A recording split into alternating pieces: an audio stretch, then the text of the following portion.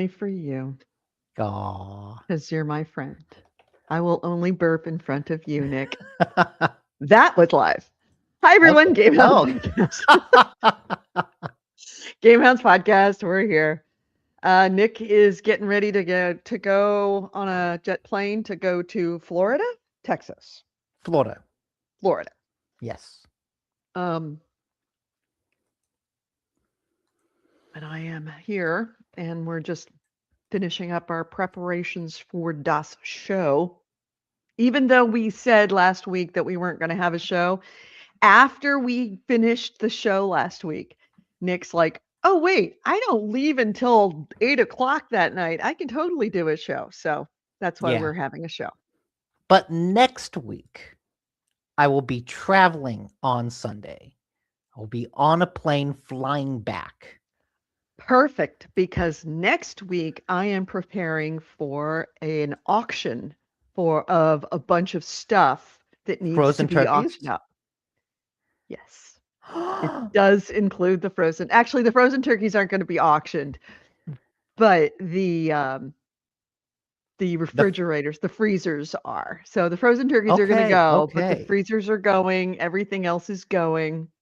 Everything must go, including the turkeys. And my brother and I have to prepare for it. And we're having actually a professional company do it. So we have to have everything in place on a certain date so that they can come and arrange everything and take photos of it, promote it for 3 weeks. And then we are not allowed into the building. We can't touch anything. Yeah, that's how that works, is that once they have their hands on it, you're not allowed in. Because they don't want you looking and going, I think I want to keep that. I think I want to keep that. I think I want to keep that. Or, yeah, they don't want us fucking with it, because once it's in their room and they've taken photos of it, it's getting sold. So, Ian and I have to do a bunch of preparation for that, and we're going to do it. I'm taking Friday off, so we're going to go Friday, Saturday, and Sunday, working our asses off to get everything moved out that we don't want sold, everything in that we do want sold, and it's going to take a lot of time. So it's perfect. You're not here. I'm not here. Definitely no show next week. Okay. Unless Andrew wants to do a solo show. He doesn't. Hey, we got AC Wraith in the chat room. We got it too, Helsing. I got nothing before we start the show. Thank you for a reminder. By the way, if you are in here, hi, everybody. Hi. Please hit the notification bell. Please hit the like button. You have no idea the difference that makes. It's appreciated. And if you are wanting to get notifications that we're doing this in the future, when we do it, subscribe. And if you are not already a patron of ours, please become a patron of ours. It makes such a difference. Patreon.com/GameHounds. $1 a month is all we ask. We don't put anything behind paywalls or anything like that. It's just we like to have you become someone that partners with us to help keep us going, keep us on the air. You have no idea how much it costs just to do this. It's insane. I actually did my accounting last year and found out how much I spend on it. And it is mind-boggling when I realized how much it costs just to do a basic podcast like this. So anyway, shall we start the show? Yes. Okay, let's start the show. Let's go down to our assets. Do not loop the track, because that always gets us into trouble. All right, starting the show now. This podcast discusses video games, pop culture, and technology, and these podcasters have big, fat potty mouths. If you're younger than 18 or are easily offended, please stop this podcast now. Oh, and your mom said to take out the trash and do your homework.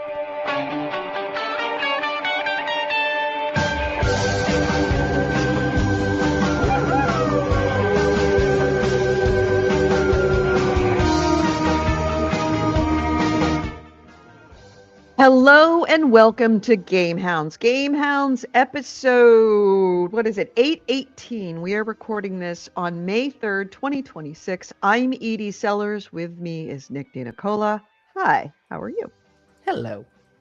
So, we might as well just start jumping into games because, I haven't built a game bite like this in a really, really long time.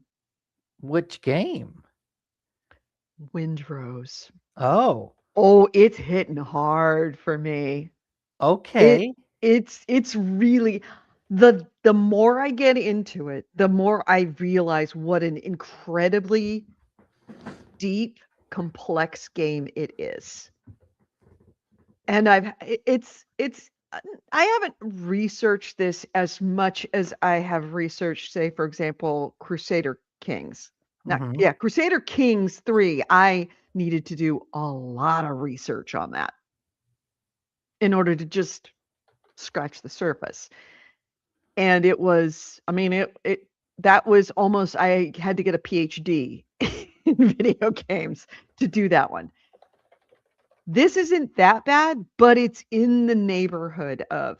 It is a game for if you are a numbers wonk in any way, um, somebody that will try to, I don't say min max, but wants appreciates a game that adds more complexity than just here's your weapon and here's the damage it does and you upgrade it. If you have someone that actually likes to tinker around with stats and figure out doing this to your weapon versus doing that to your weapon and whether it's worth it for the increased upgrade based on your current stats, if you're that kind of person, this is very much the game for you. If you are someone who likes um, combat that requires you to be very strategic and really conserve and manage things like strength, things like especially your stamina, this is your game.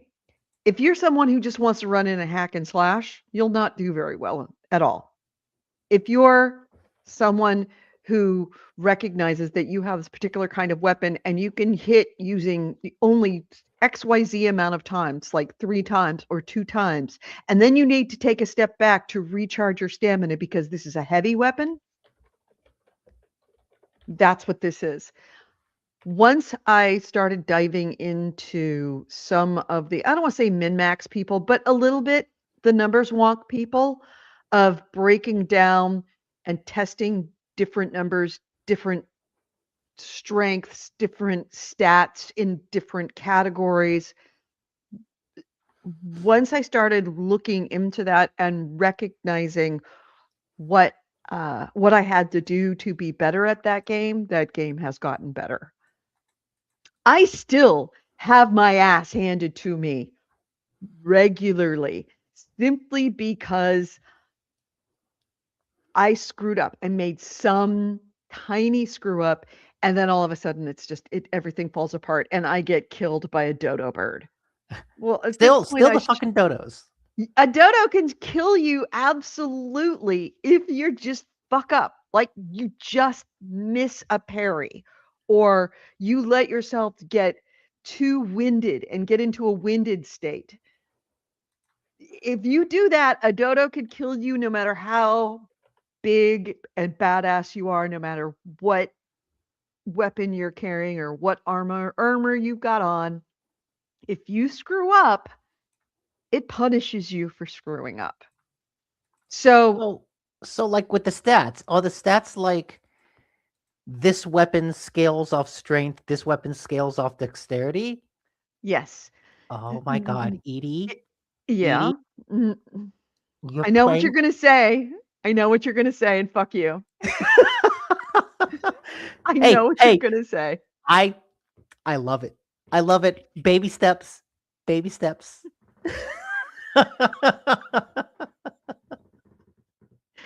I refuse. I refuse to accept. Strength scaling, stamina management. And Okay. you can stop me if this is similar to a Souls-like. But your weapons not only do a certain type of damage, there is your weapon level and then your weapon class tier and your own level that is how it affects or how your damage is affected by your own level versus your weapon level. That if your Okay. weapon if your weapon is at one level below whatever you're fighting, like say you're fighting something that's a level 3 and your weapon is a level 2, you lose 25% of your damage on that creature or that person. Okay. And that scales both up and down. In addition, each of the levels or each of the weapons have their own weapon tier. C, B, A, S. And it's Yeah, that makes essentially sense. and the higher the class, the more your points within the stat that affects that weapon take effect. So a certain 1 point into if you have like say a precision weapon, which are guns. If your gun is if you have an S tier gun and a B tier gun, if you put a point into precision, it will affect and you will get more increased damage on the S tier than you will on the C tier. Does Okay, that make yeah, sense? the scaling goes the The scale, scaling is increased right. based on the tier of the weapon. The And so second derivative, the are rate of the change. are those tier rankings random or are those like by weapon? So in the early game, you're not going to find an S tier weapon because you're just a poor man on an island, or is it all random and so you do have a chance of finding an S tier weapon? No, it's you won't find those. It Okay. essentially equates to common, rare, epic, legendary. Those it's essentially that kind of scaling. The weapon tier is that. And it will actually have the gray, green, blue, purple, gold. Okay. Okay. Same idea of it being of rarity. And you will find an occasional blue weapon which is the A, I think it is, or B, I can't remember. I think it's A.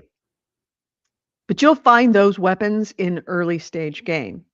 And you will get legendaries later on that are usually a part of a quest. Okay. And Yeah. I've only known that because I've done a lot more research and watched a lot of videos of other people playing. Okay. But it's it's big, it's fun. It also, and I don't know if this is the case with Elden Ring or with Demon Souls, but you can cheese the fuck out of this game. I mean, it is early access. Yeah. For example, I was watching one of my favorite gamers to watch is Let's Game It Out, Josh, who essentially his whole shtick is he breaks games. He goes in and tries to fuck with games and do things and is willing to spend hours and hours and hours of building things that shouldn't be built, if only just to reduce the frame rate, just to see how high he can go, how bad he can make it, how he could screw with this game. And one of the things that he did, and I'm very tempted, is there was a pirate camp and he was getting his ass handed to him because that's what pirates do.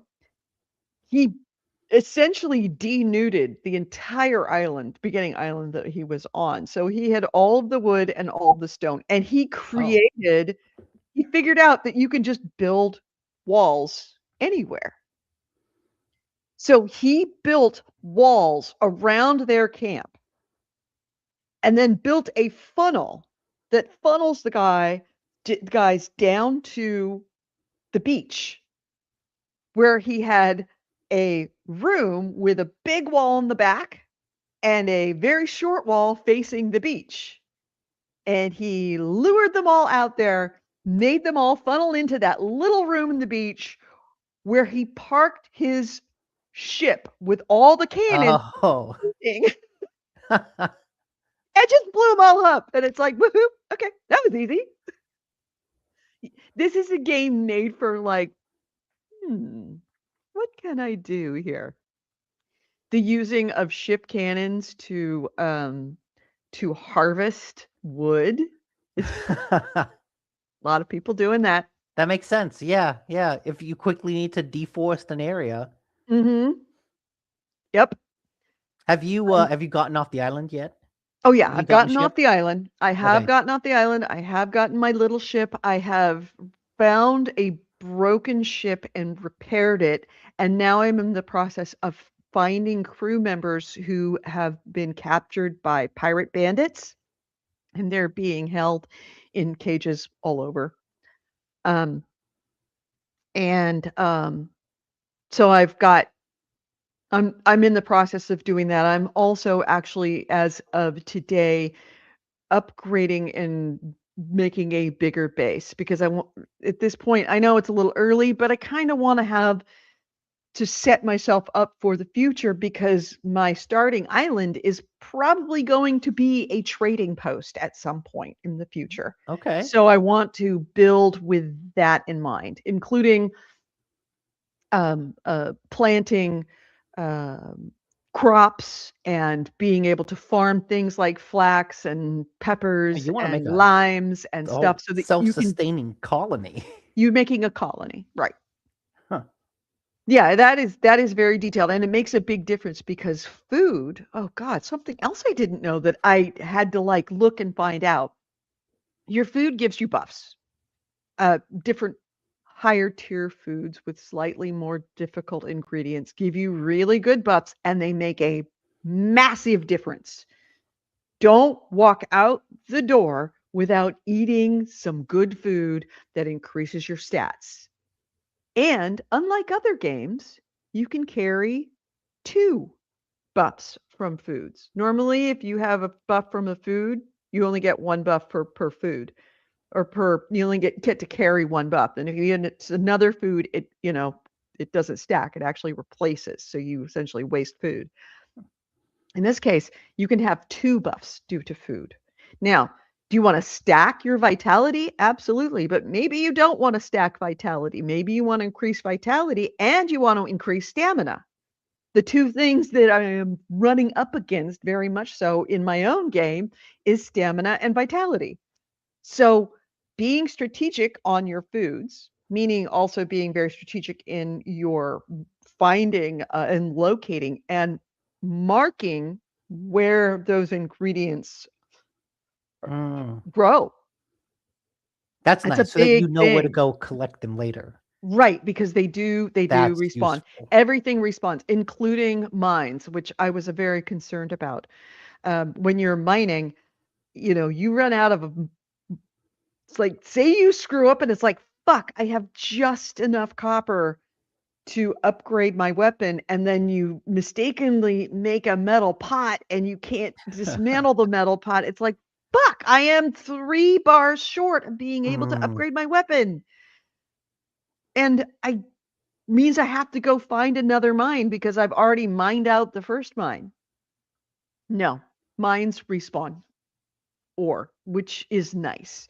So there's no I don't say there's no impetus to move on. Obviously, the game wants you to move on, because it would be a really just boring building game, and you will reach a certain level of you can't build anymore without discovering more stuff out in the world. But at least if you want to slow play your early game, it's not going to penalize you for doing that. Okay. Taking the time to learn the fundamentals of the game, like understanding food and understanding combat and understanding weaponry and understanding crafting, all of those things, learning early on, very important later, because as your settlement gains complexity, understanding the fundamentals is essential. And I haven't got myself a real ship, but I've got a little dinghy that I can get from point A to point B as far as I want. You can sail your dinghy anywhere you want to. And the other nice thing, all of those Blackbeard ships that are patrolling the waters and are highly aggressive everywhere you go, I don't think that they allow those ships. They'll allow the ships to chase you and shoot cannons at you, absolutely. But I don't think they can actually hit you when you're in the small ship. Which is nice because it initially gives you like the oh shit, oh shit, oh shit, oh shit, they're firing at me, run. And of course you can't run because you're in a little dinghy that only goes 10 knots. But because they can't hit you, it does allow you to kind of cheese the game if you feel like it and take a very small, very slow boat anywhere you want. So you could go to some of these places that are very high level. Now, the minute you step off the ship, you're going to die. But you could go there and you could, in theory, set up a fast travel bell so that you can go there later if you want to. There's Okay. lots of little, like I said, little ways to cheese the game if you choose to cheese the game that way. You could get onto that island as long as you can find a rock. If you jump up on a rock, you're probably safe. And if you have a gun and enough gunpowder, and I mean you'd probably need a lot of gunpowder, you could, in theory, kill a dodo on one of those islands or a boar on one of those islands. But you'd have to get to the rock and you'd have to have enough gunpowder. And by the way, you can't make gunpowder in the early stages. You have to get it by fighting pirates. So it's Okay. kind of Okay. making you do things like Yeah. it's Pointing you in it's a not direction. it's pointing you in the direction and gently encouraging you to kind of you need to move on. Yeah. And because you aren't design. able to make gunpowder until I'll say very late in the game.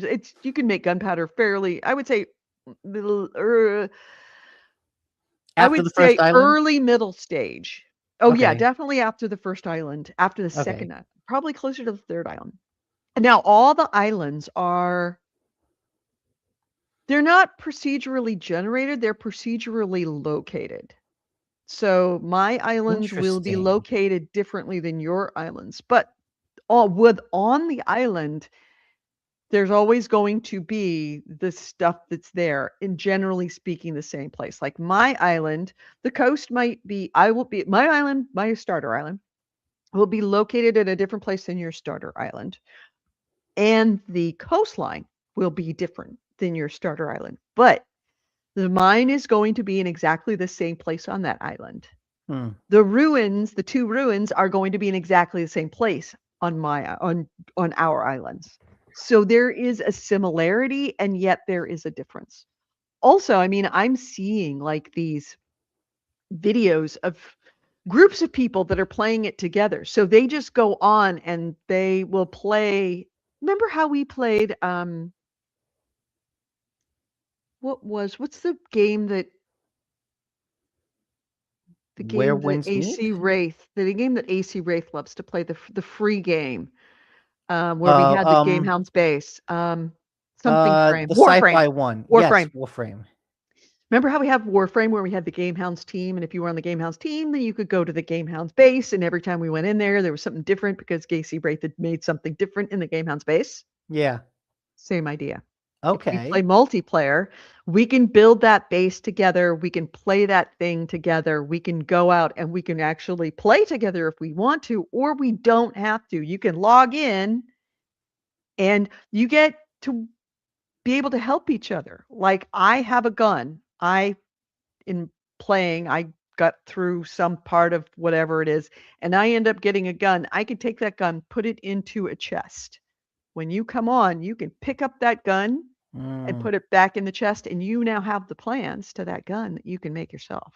Oh, I see. So it's not just sharing the weaponry, it's sharing the blueprints for it so that I can Sharing craft the it later. blueprints, sharing the resources, all of that. So Mm. essentially, you become a team making a multiplayer settlement. It's in a lot of ways a bit like an MMO, but it's not an MMO obviously because it's not massive. But it is a multiplayer game in that way that and we have our own games. I'm doing my quests, you're doing your quests. You come across something different than I do, you can put it in the chest. I can look at it, get the weapon skills. Somebody else joins, they're a lower level. That's cool. Just go in there, pick up the weapons, look at them, put it back in the chest. Now you have all of the weapon schematics. It's This seems like a really interesting mix of like MMO mechanics with Souls-like combat RPG stat management, with Black Flag style ship combat, with survival game like immediate gameplay loops. It's a survival crafting MMO Souls-like Black Flag-like sim. Yeah. Yeah, as I said, it has definitely got me by these short curlies, and I am playing the crap out of it. And all you know, a game is good. You know, a game is good when I wait for my boss to go to lunch so I can load it up and play on my work computer. And as soon as I hear the door open when he's coming back from lunch, I windows out of it and shut it down. You're like, fuck, I'll tab. I'll tab. Okay, good. Oh yeah, no, totally. I'm looking at the invoicing for next month. Yeah. Oh, the expense reports. Yeah. I'm working The on TPS those. reports. I've got Yep, the yeah, TPS reports right TPS here. I've got so many of them to do. I would really like to just get back to them. So, give me some space. Yeah. Okay, good. I'll tab back. Oh, and incidentally, as I'm watching the video here of this guy chopping wood and cutting down trees, is on your island, you can actually make permanent changes to the islands. Not everything respawns. If you chop down a tree and you just chop the tree up after it falls and collect the wood, that tree will regrow. But if you chop down the stump, the tree doesn't regrow. So you can actually clear large sections of your island for development. You can clear your whole island for development if you want. It's not advisable, but at least an early stage. That's a nice balance of being able to say, look, these will respawn. You can choose if you want the tree to respawn, because sometimes you want respawning trees for the resources, but you also want the space to build. Right. You want the space really to create nice. into farmland so that you can grow, stands of ficus trees or stands of hardwood or a massive amount of flax so that you can make cloth. So yeah, I don't want to see it's a game trying to do too much, because it doesn't seem like it's trying to do too much, but it is doing a lot. It's doing a lot, but it sounds like it's doing a lot really well. It's doing a lot really, really well. I'm pleasantly surprised at I started to play it because it looked so much like Black Flag. It's like, woohoo, this was the Black Flag game, the Skull and Bones I wanted. Yeah. With a little bit of base building. Cool. And the more I'm getting into it, the more I realize, oh no, it's like you said, it's Souls-like combat. It is very deep calculations on creating and upgrading weapons. It is like not just base building, it is settlement building. It is sailing very, very. In fact, let me see if I can go forward and so you can actually see the ship combat. The ship combat, it's what Black Flag was. Yeah, that's what initially got me intrigued by this. Is that it looks like Black Flag the same week that Black Flag announced the remake. Right, right. And Black Flag does look better than this game, but this game is so much more Yeah, than what Black Flag is, which Black Flag was my favorite Assassin's Creed game. Hands down. Fantastic story, really good. There were a ton of like the types of missions I found to be really fun, just in general. But that is a very classic RPG, combat RPG. It's also just bigger team. Right. This isn't that. It's so much more. This is a game that you will theoretically could be playing for years and years with your friends. Now, question, how much more gameplay are you going to have of the actual missions? I don't know. How much more time are they going to be putting into these missions and adding DLC? I have a feeling quite a lot because this is selling like crazy. It is getting nothing but just overwhelmingly positive reviews. Yeah. Especially as people are getting into it and realizing this is a much bigger game than what we thought. We came into it looking for Assassin's Creed, and we ended up with Warframe. So I see them also, and because it's a small team, it's an independent studio, I see them very much taking the time to continuously update this so that it goes on for quite some time.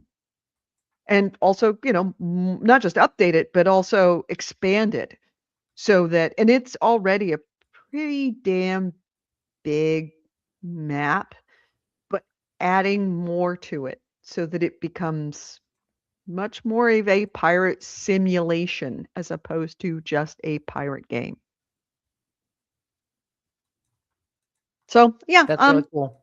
Okay. I'm waiting for you to play this. I am waiting for you to play this while you are in the air, so that because if you like it, I am there for it. I've checked, absolutely there for it, and I can play it offline, so I can play it in airplane mode.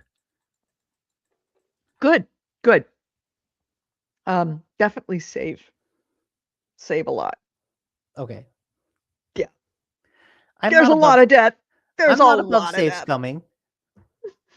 I will happily. I don't know that you'll be able to save scum, but you definitely, you might be able to save scum on offline mode. I don't know. There's always a way to save scum. I have managed to quit scum with Windrose? Slay the Spire. Oh. Like, wait, I'm about to quit. I can quit. If I'm about to lose, fuck. Okay, I'm gonna quit and try it again. I'm gonna quit. Oh, and that works. It doesn't save. If you quit mid-match, if you just shut the game down mid-match, it starts over at the beginning of the match. The equivalent of turning the power off of the console. Which was always my favorite. This is something that none of you guys were privy to, but some of my favorite memories were when we were playing Borderlands. When at the end game of Borderlands, and Pilot Chris didn't want to lose money because you lost half of your money when you died. Every time you died. And at the end of the game, and we would be playing together, we would be fighting together, or something would happen. We were doing like one of the big raid bosses. That's what it was. And then we would let Chris die. We would do something so Chris would die, and he'd scream and then unplug his machine. I remember like he'd go flying off the edge and be like, "Woo!" disconnected. He would disconnect midair. He would literally unplug his machine so that he could preserve his money. And we had a lot Those were some fun nights. There was one night in particular that I remember that we did that over and over and over again. Had so much fun. God damn it!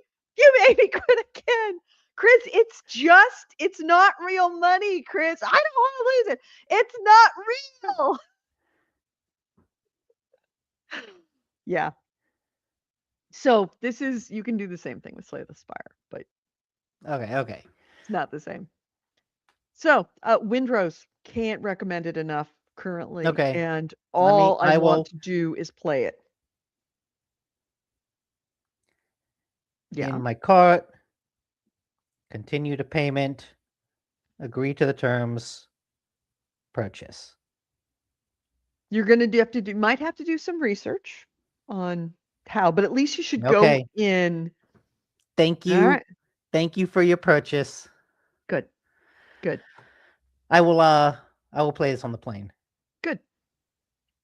Tell me everything, and I'm hoping that you don't hate it because I really would like it. I think that this would be a really fun game for I you think and the me to play.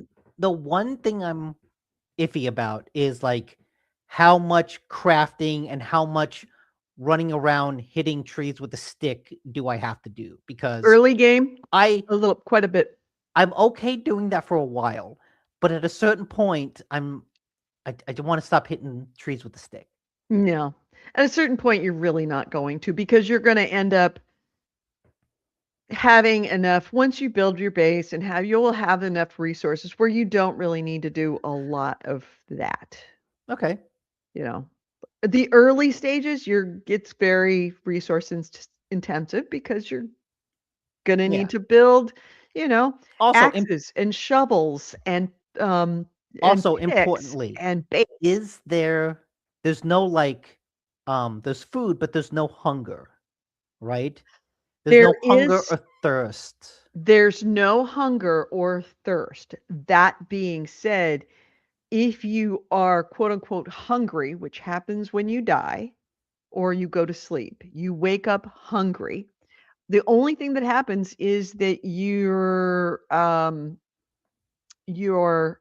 health amount of health that you have, amount of vitality that you have, I believe is halved, and your stamina is halved.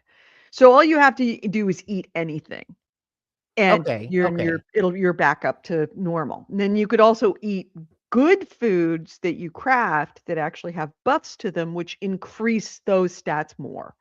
So you don't ever want to fight if you're hungry. That's a nice balance. That's a good balance. You're not having to. Let's put it this way. You may have to eat at some point because you're hungry. I haven't lived long enough to get hungry. Okay. I will die before that happens, usually. So,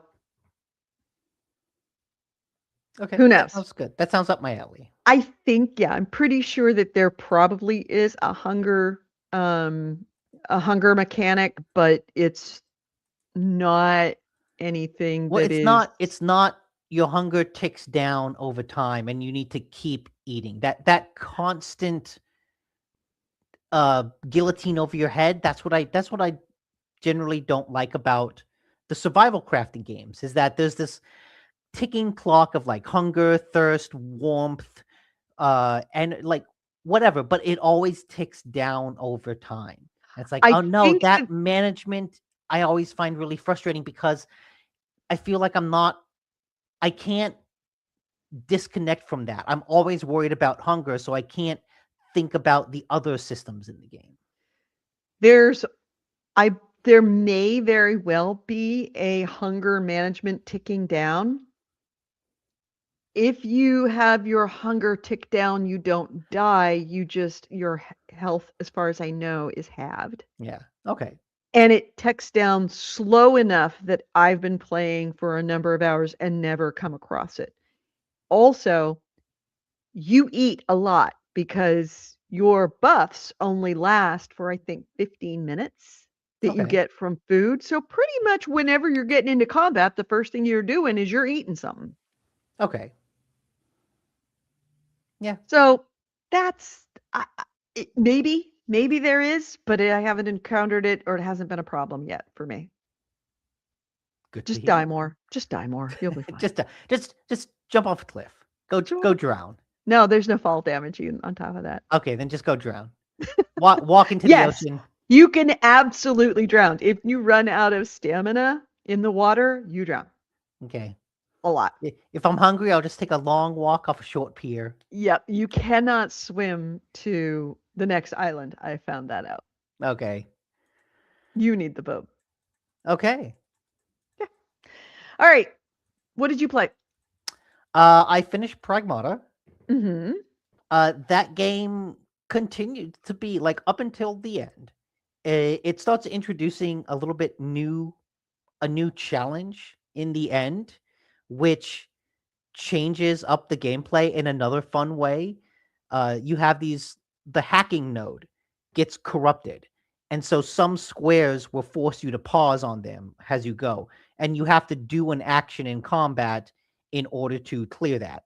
So initially, when you start, first you have to hack, then you can shoot.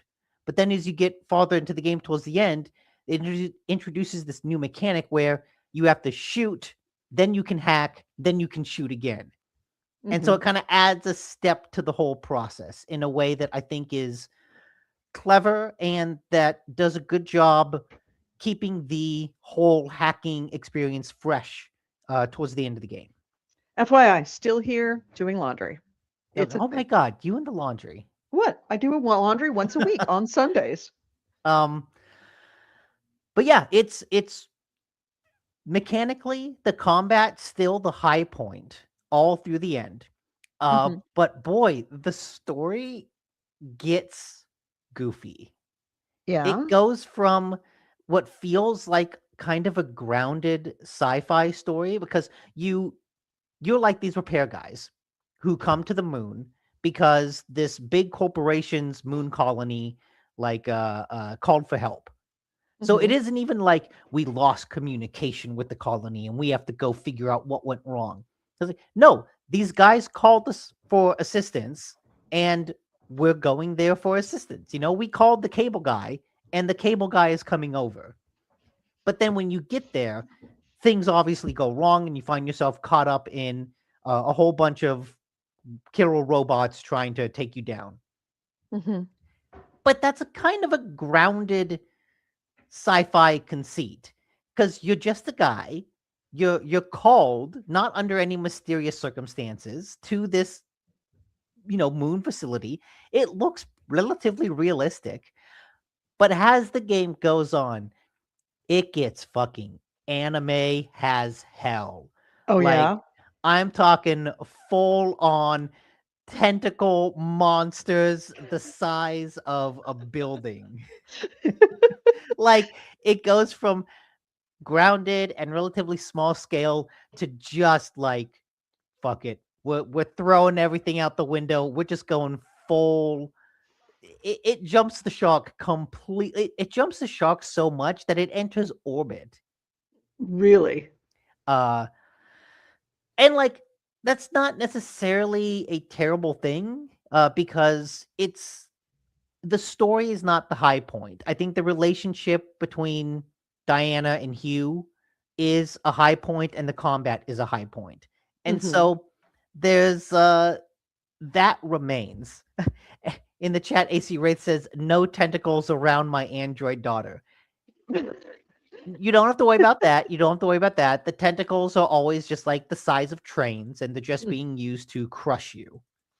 That's it. That's it. The good tentacles. But yeah, I want to change the name of the show right now to The Good Tentacles. It just gets so wild that at a certain point I just have to laugh at it.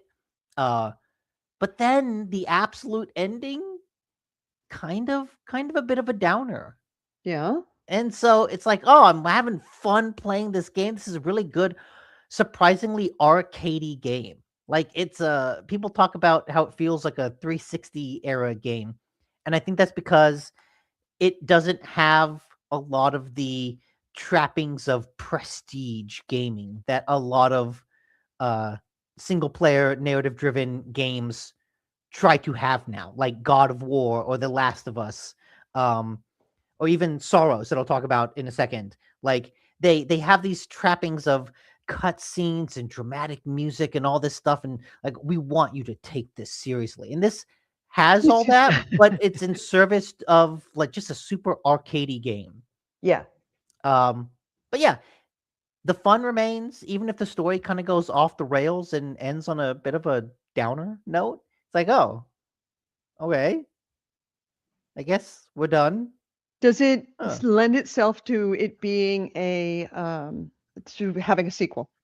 Oh, absolutely. Okay. Yes. And Pragmata 2, I imagine, will be awesome because this is a perfect example of the kind of game that the first one comes out and everyone's like, oh, this game's really awesome.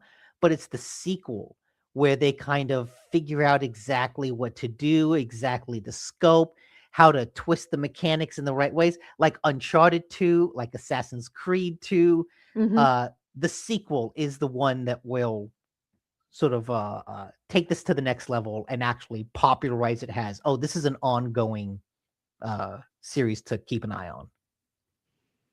Okay. Well, I'm glad that you finished it because now you can go back to Crimson Desert. No, I can't. Not yet. Why not? Because Saros came out this week. Okay. Saros is the new game from Housemarque, Sony first party game. They're the developers of Returnal, which was one of the launch titles for the PS5 way back in 2020. And Returnal, to this day, I will say it's the only roguelike that I unequivocally love. It's the only roguelike that I never got bored of. It's the only roguelike I've ever finished. Like I platinumed Returnal. And so I've been very excited for Saros. And I'm happy to say Saros lives up to my expectations of just what a sequel to Returnal would do. Not a sequel, but like spiritual sequel. Right. But they've also made some tweaks to the structure of it that I think are really interesting and kind of speak to a way of making the roguelike structure more mainstream and more approachable. Okay. So in Returnal, basically it was a roguelike. You went out on a run, your weapons could be upgraded on that run, but then if you died, everything got reset and you came back. There was some persistence in your weapon upgrades, but for the most part, you start, you go, if you die, you reset. That's it. In this game, like any good roguelite, you earn permanent currency in your runs, and you can use that permanent currency to upgrade your character back at base. So you are, like any RPG, constantly leveling up your guns, your health, and the speed at which you get experience. So you're always leveling up your character, and so that makes each run it almost like an RPG. Every run kind of feels like a little bit of grinding in an RPG because, oh, I'm just slowly raising my level cap. But what's interesting is the all the upgrades are done on a node screen. It's I forget what the specific term is it for, but it's like a oh fuck, it's a Final Fantasy X. I don't know if you know that, but instead of having upgrade paths, you have a tree that splits off into branches.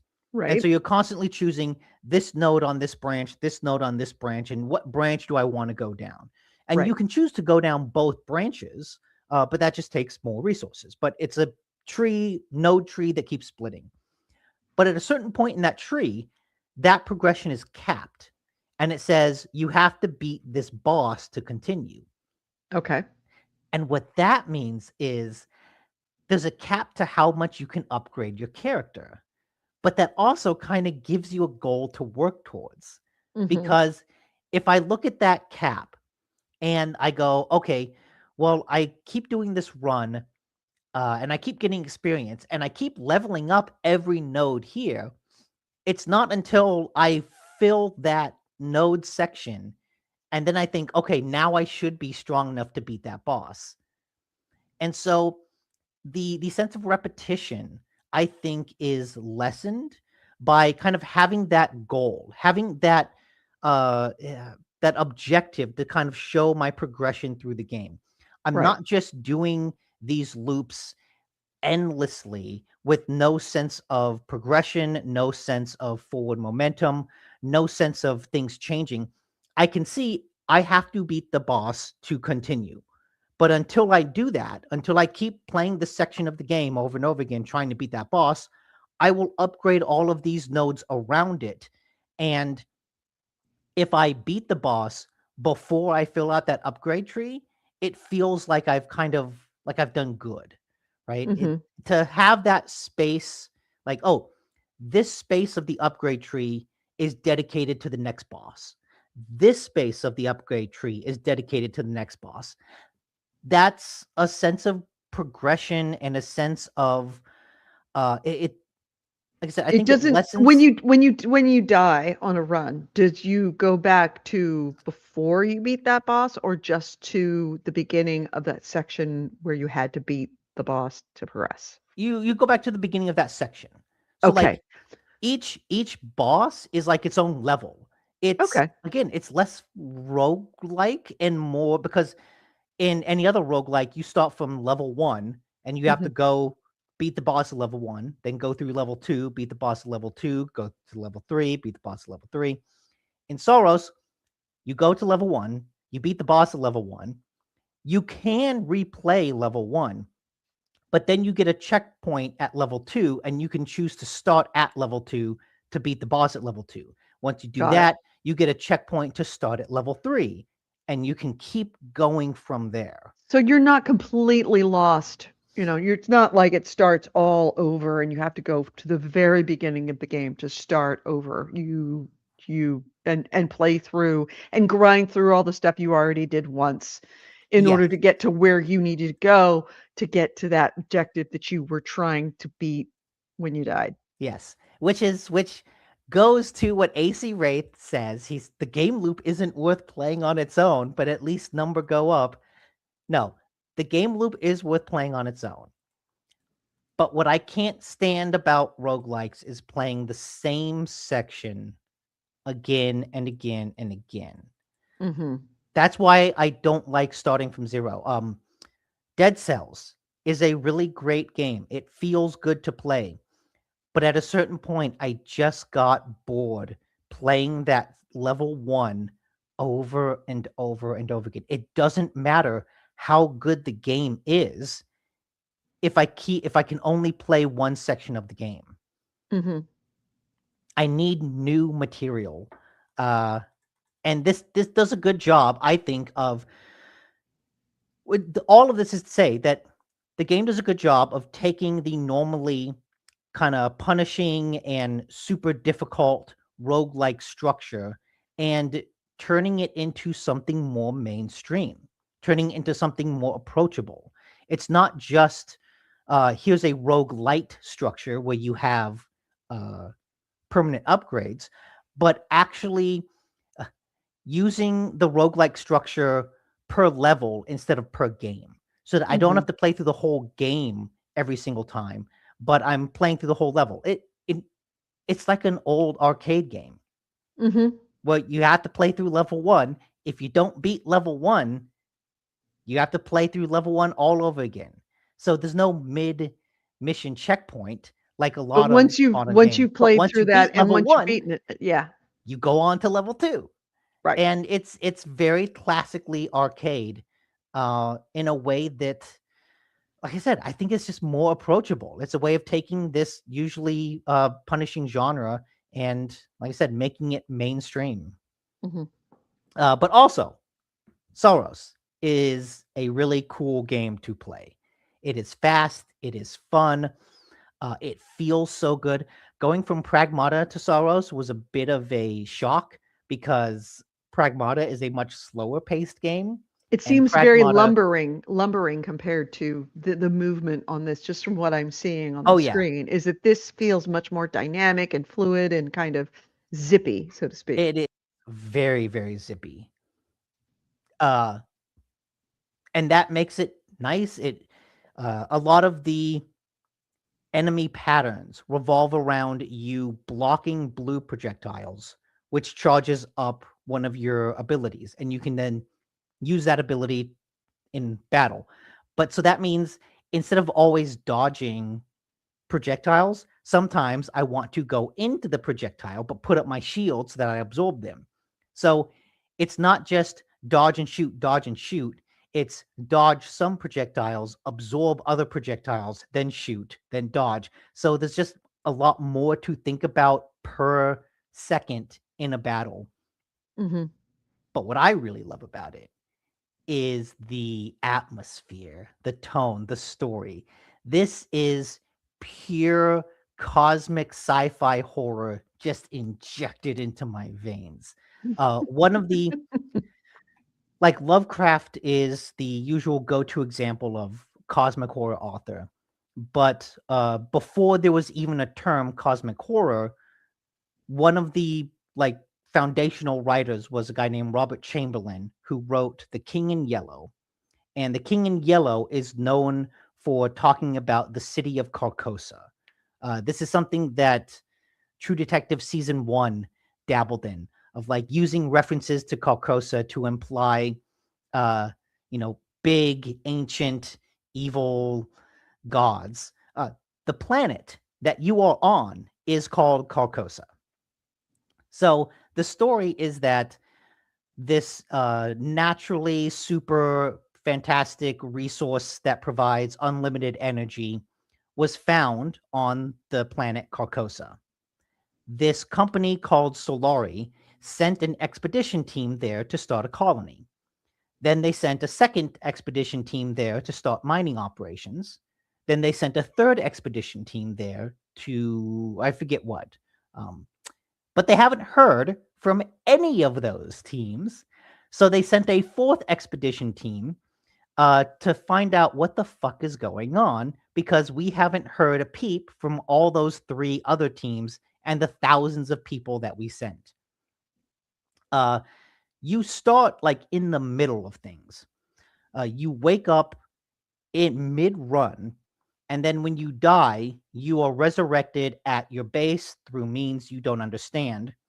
But immediately you meet other, like the survivors of your group.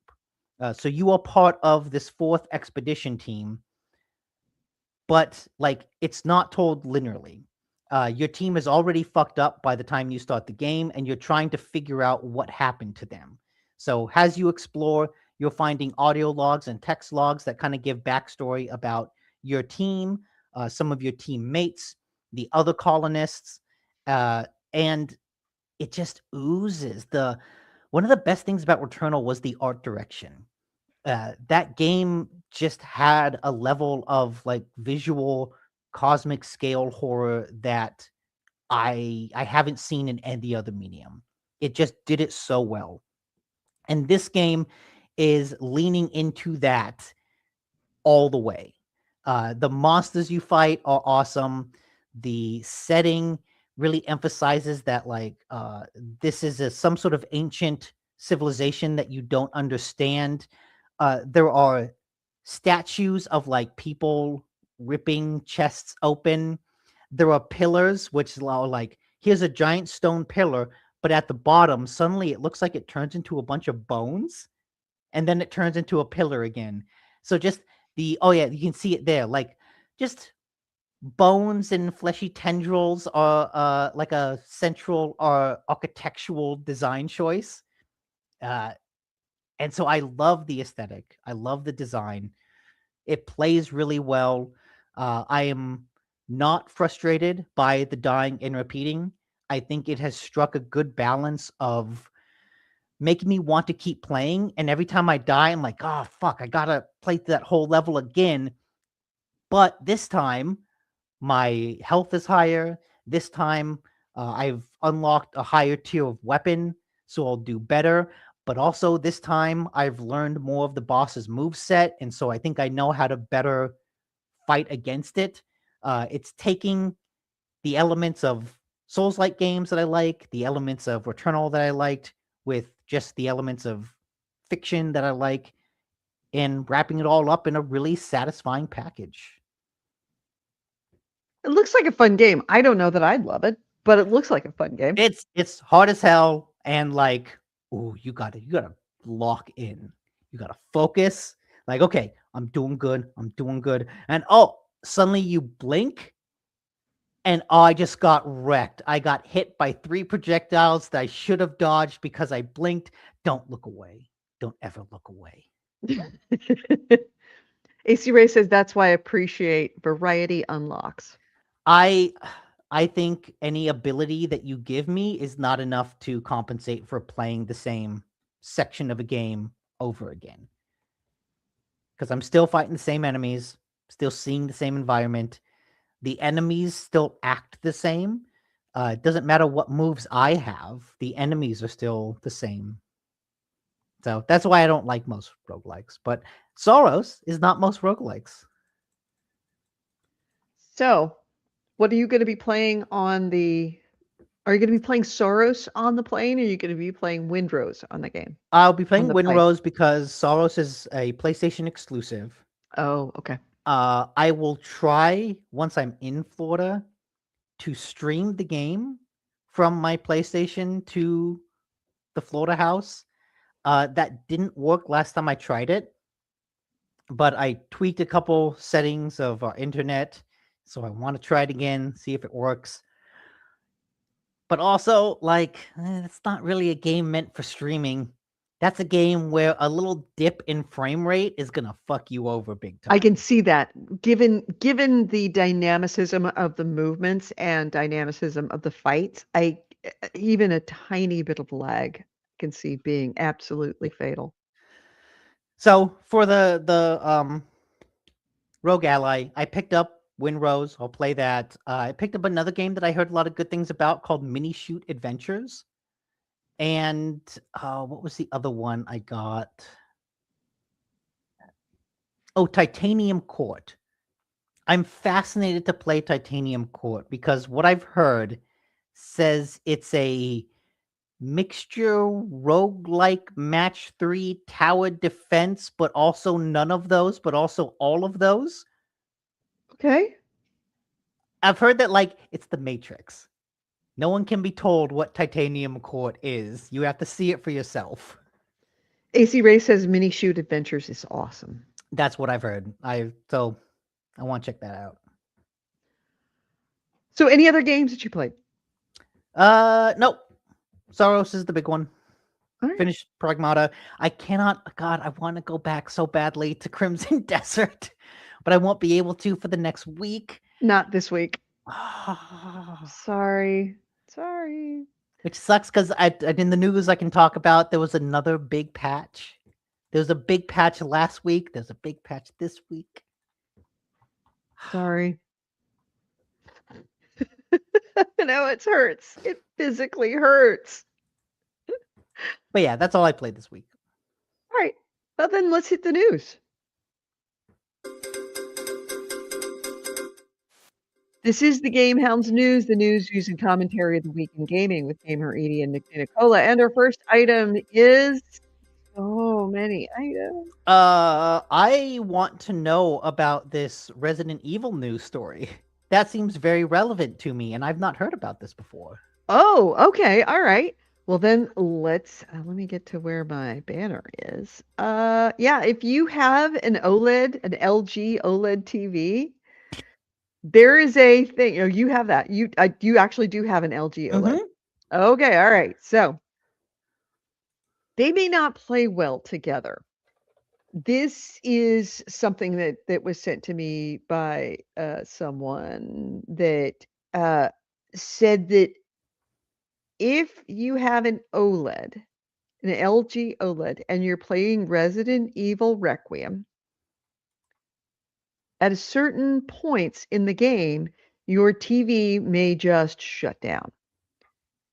So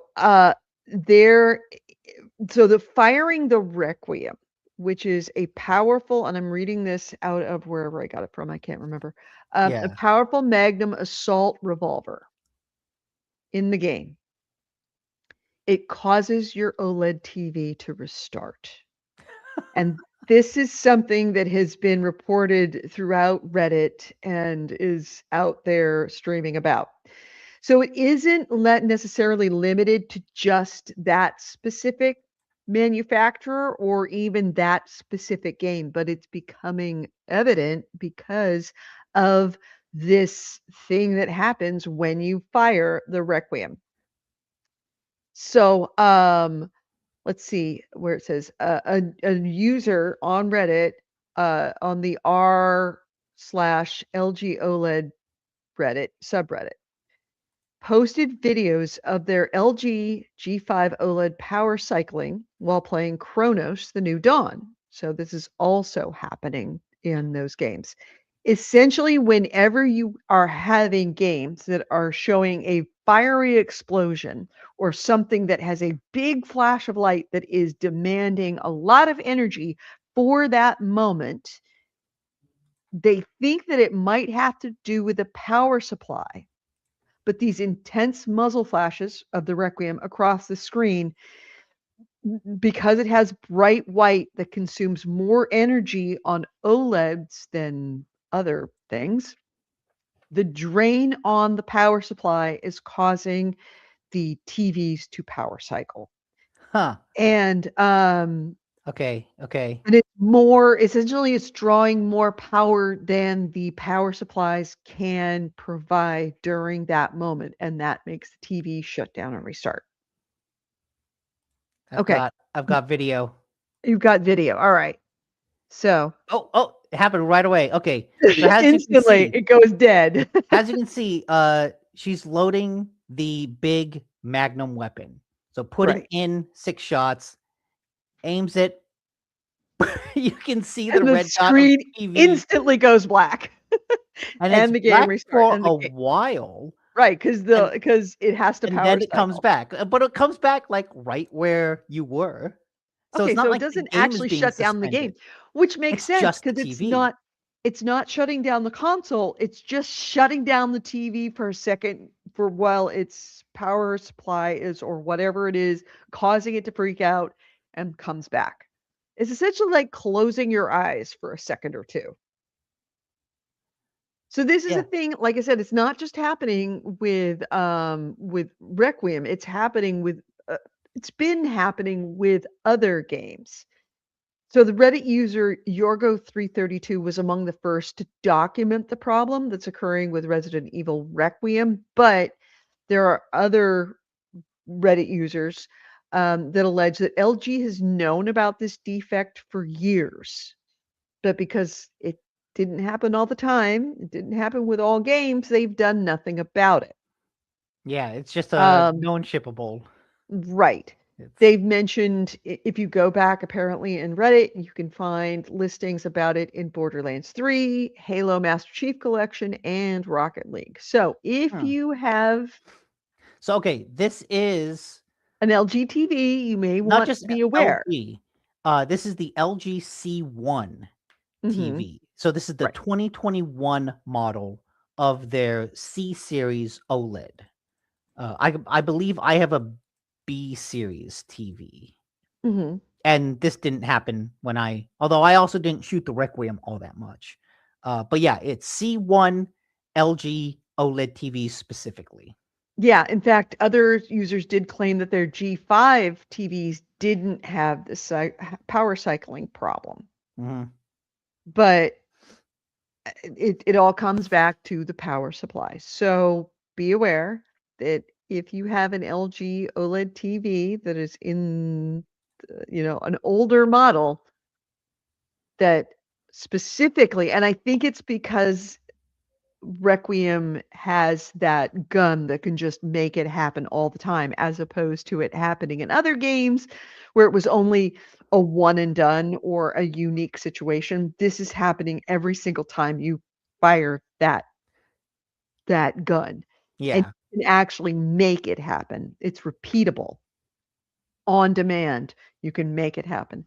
So just be aware that if that is happening to you, it is because of your TV, and there's nothing you can do other than going and getting a new OLED. Sorry.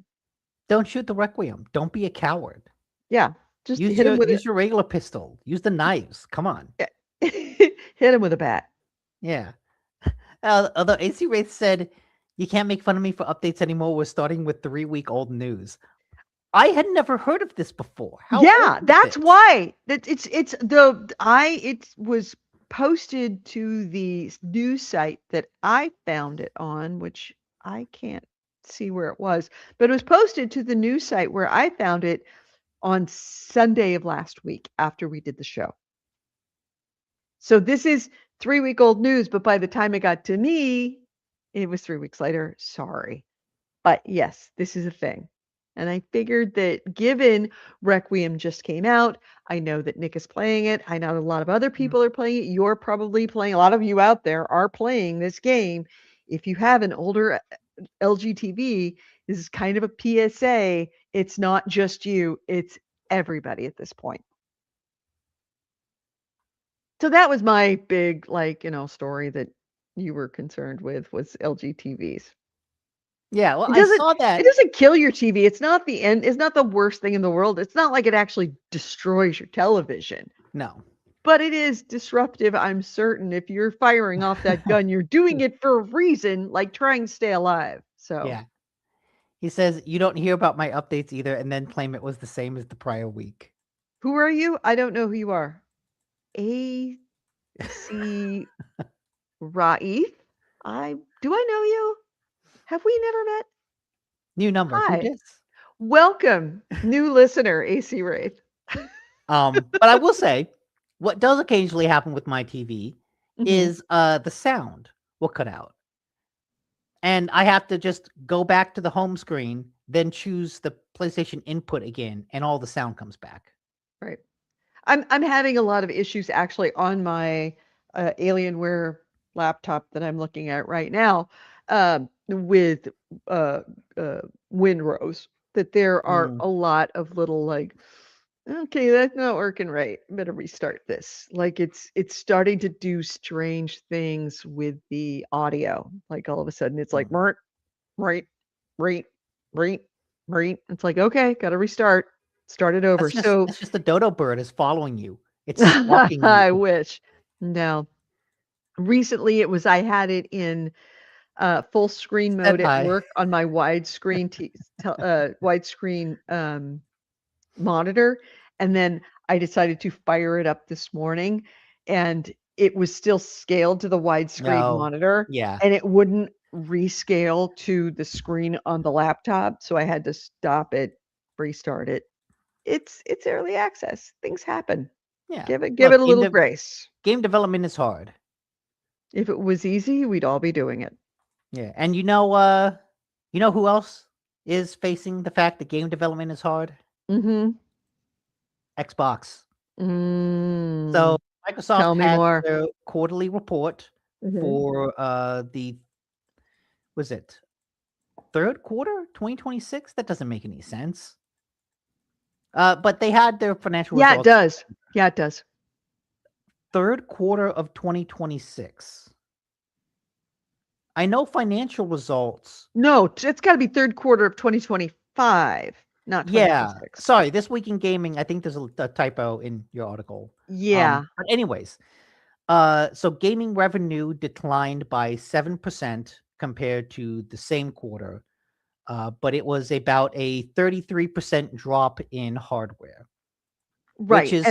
Which is also a little crazy because that's compared to the previous year where it was also a 33% drop, where it was also, so it's like, oh yeah, 33, that's bad, but it's like it is a consistent step down every single time. But remember, that's hardware specifically, which they have all but given up on, it seemed. Also not entirely and their sales. fault. Yeah, not entirely their fault. It's a combination of the shortage of chips, tariffs all that stuff all comes into play. They had to raise their prices because of tariffs. They're having issues with raising prices because of the cost of RAM. That is in the third quarter of 2025, which I'm assuming is that's what they meant. Mhm. That is just starting to come into play at that point with the cost. Well, the tariffs started it actually started in that third quarter. The third quarter is when they started raising their prices. So now we're Yeah. actually starting to see the drop because of the price, which had got to give grace where grace is due. They didn't have anything to do with the fact that the US government created these insane amount of tariffs for imported um, uh, electronics goods. Even if it was an American company, it's manufactured in other countries, they were subject to tariffs. And as soon as those tariffs happened, they raised their prices. They had to. Because they were looking at what? 30% tariffs on top of whatever, a 30% increase in tariffs of whatever they had. So I know that there's a certain amount of tariffs that they were already paying. It was a 30% increase, I believe, depending on where they were made. I think they were, wasn't it 30% on China? And I believe that they actually have them manufactured in China. Maybe. A lot of manufacturing was in China. Yeah. So bottom line, not entirely their fault. Not entirely their fault, but also because of somehow still other stuff. perfectly in line with the falls from previous quarters. So consistent. Right. But it's also worth to note, Asha Sharma took over, like, I think midway through this quarter. So all their initiatives, all their, like, let's lower the price of Game Pass that we did 2 weeks ago, none of that is factored into this. No, we're in the second quarter. We are in this. She took over in Q2 2026. So this is 2 quarters back from that. Yeah. We haven't heard about Q4 2025. She didn't pick up until Q2 of 2026. No, I think this is Q5 for 2025. I think it is. I will have to, like, check on it, but yeah. AC Way said if they lost Is a it? third before and then they lost a third of what they have less, they're losing less. They are losing Victory! less. That's true. Thank God for that loss in 2024. Because otherwise they'd be losing more. True. But that So yeah, was none of their initiatives to turn Xbox around are reflected in this. No. And this does kind of just show that, like, yeah, that whole it continues to sink even after buying Activision, which was supposed to lift Xbox, and yet somehow it didn't. Who could have foreseen a mega merger not working out well for someone? What quarter did Call of Duty come out on Game Pass? I guess it depends I on believe what that was that game. quarter. I think it depends on what Call of Duty. Well, the one that they were the most recent one, the one that came out in Game Pass that was going to change everything. Oh yeah, Day that one, was Game Pass. Call of Duty Black Ops 7. Yeah, that came out like November last year. Okay, so that's Q4 of 2020. Okay, yeah. So according to Microsoft's website, so this is this before. This earning report is for Mhm. fiscal year 26 Q3, which is like Hasn't happened. How do you? Yeah. How did they fucking rank fiscal years? No, Microsoft the Corp fiscal announced the 2026 following. Q3 hasn't happened yet. Announced Not even no. No, it's not Q3. Microsoft Corp today announced the following results for the quarter ended March 31st, 2026. So this is for the first Q1 quarter of Q1, 2026. has compared to the corresponding period of last fiscal year. So this is Q1 2026, not Q4 2026. No, but for some reason they call it fiscal year 26 Q3. Microsoft is like, they're cooking the books. That's They're weird. they're No, doing something to cook their that books. doesn't. They are. I mean, it Yeah, all he depends says on when they're. the report in the article says first quarter, January 1st to March 31st Right. of That's Q1 2026. That's 2026. Q1, but on their website they say Q3. Look, Microsoft If they has to can't even get hide. their quarters right, that says something Look, about their accounting department. larger story, Microsoft beat earnings in like almost every category except Xbox. And guess what happened? The stock went down because their spending on AI and CapEx increased like 50 million more than what they expected. So it's a little like, oh boy, this thing, it's like it's eating away at your It is. profits. Like you're doing well, but this is like a fucking anchor around It you. is. It is. It's a Yeah, very good everything way to put says it. Q3 from Microsoft. It's not just the article.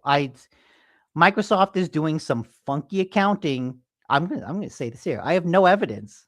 Microsoft is doing some financially suspicious things to try to hide their AI spending, or to try to make the whole company look a bit more financially responsible than they really are. The revenues are in the actual quarter, but the expenditures are projected to the future quarters.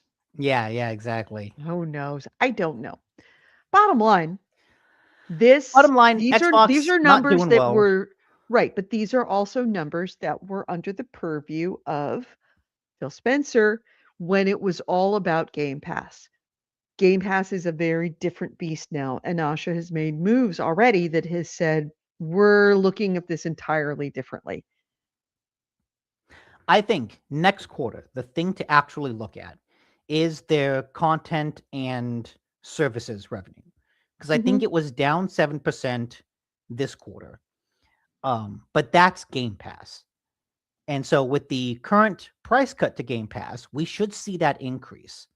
Hardware sales, that will keep going down.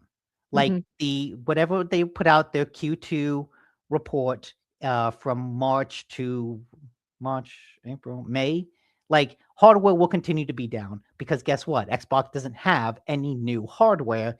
It's the same hardware that continues to not sell. So Right. the hardware will continue to fall. It's the services and content that you need to watch for. That will be an important indicator of whether or not the things Asha has been doing are actually starting to turn the ship around. So speaking of Asha, and I will let you all Oh, know. hang on.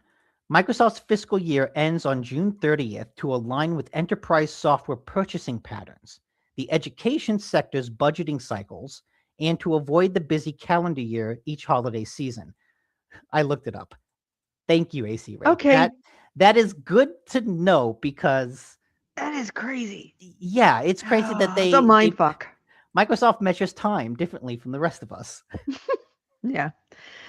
So there was a very, very thorough and interesting article on Sam Altman Oh yeah, by from the Wall Rowan Street. Farrow. No, the New Yorker. Okay, It was yeah. written by Rowan Farrow, who is Mia Farrow and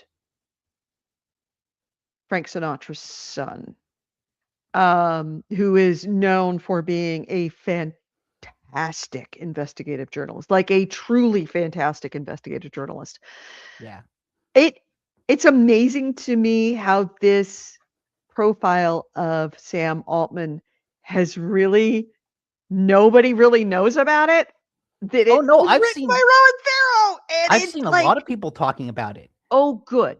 Sam Well, Altman is a fucking sociopath. oh, it's a sociopath, right? So I was reading it about what, and I didn't get all the way through it because it is long as shit. But Sam Altman, but the first like the first I would say three quarter, the first I would say quarter of it discusses very specifically conversations that were made between Sam Altman and Asha Sharma. Hmm. And given that this was written before Asha Sharma became the head of Xbox, it's very telling now to read it with this new frame around Asha. I will let you know this right now, because it is behind a paywall and I have access to it because I pay for the paywall. I am going to post it into our Discord so you all can read it. So Nick, you can read it, because I think it will give you interesting insight, because it, like I said, it was an article that was written before Asha became what she is now. So it's, did it say you get a what they little bit of a talked different about? perspective. Yeah. Okay. About AI. Could you? Okay. I mean, I can't remember off the top of my head, but I was reading it like, oh, now like it that's seems like it's not framed. Everything's framed in a different light about what Asha is doing. that's also not surprising because she worked in an AI sector of Microsoft. Microsoft and Microsoft was OpenAI's like sole partner for a long time. So exactly. naturally, it makes sense that the guy in charge of AI would talk to the lady in charge of AI at Microsoft. And the focus of the article isn't about Asha. It's really about Yes. Sam. Yeah. So you're only kind of hearing about what was said between Asha and Sam from the perspective of talking about who Sam is as a person and what he does. Okay. But it also does have an aspect of it that it's like, from our point of view of now knowing who Asha is and what she's doing, gives a little insight of, hey, what's in Asha's head about what's supposed to be happening, what she might actually have in her head about what Game Pass and what Xbox is going to be doing, given her conversations with Sam in the past. So I'm going to post, I will post it as soon as I'm done with the show. Okay. I will post it for a limited time, because of course this is not, this is paywalled stuff, and I'm going to put it in our Discord so that you can actually read the entire article about how Sam Altman I've also is a read fucking sociopath. Yeah. I've also read a lot of summaries of it from other websites reporting on the reporting.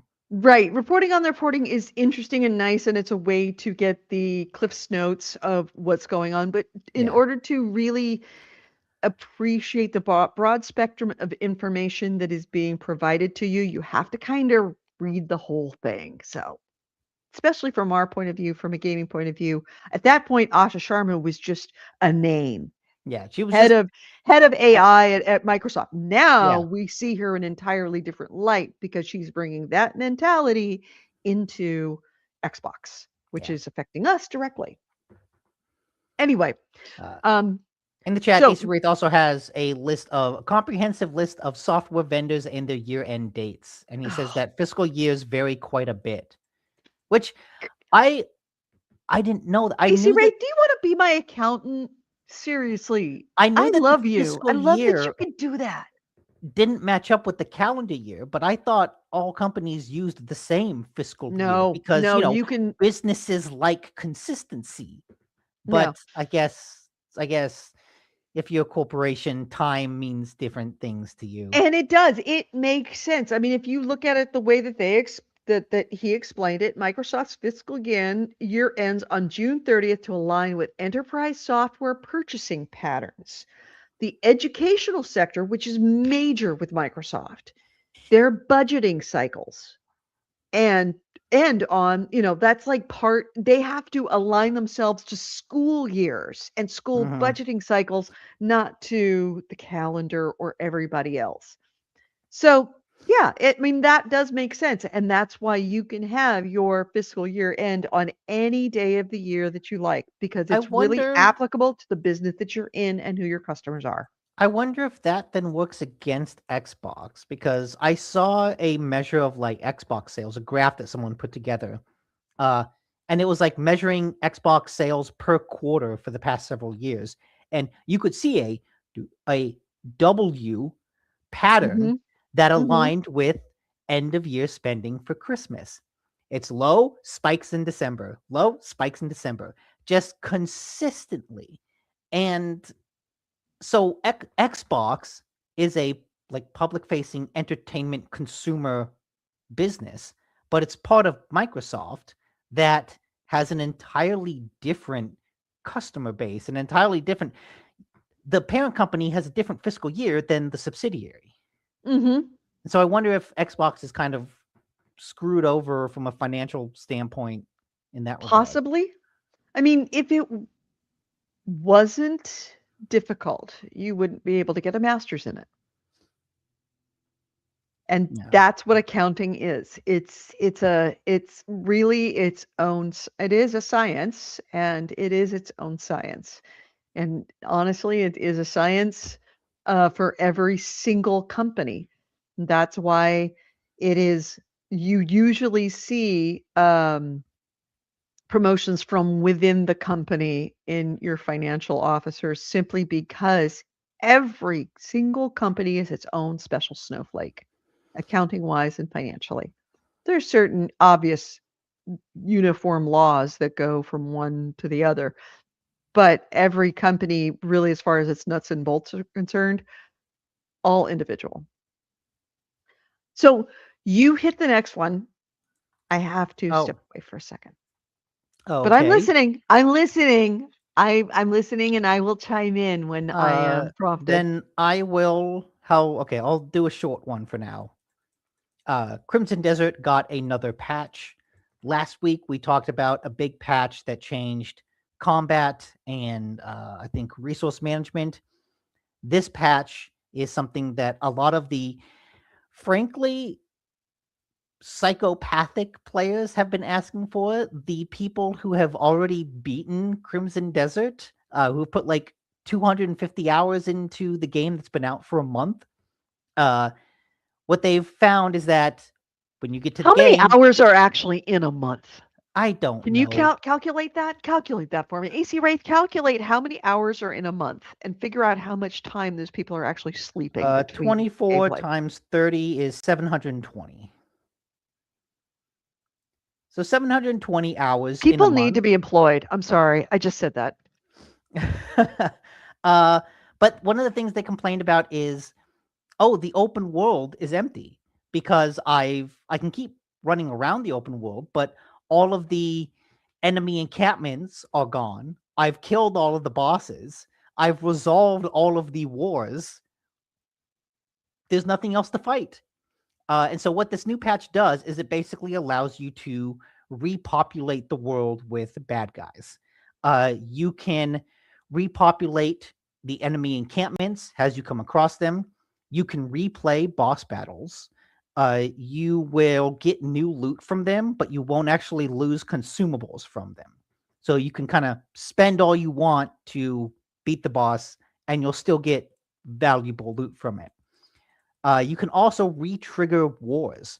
So sections of the game that were under big conflict that then gets resolved after you win the war, you can re-trigger that war and set that area of the world back into a state of conflict to go and kill a bunch of enemies.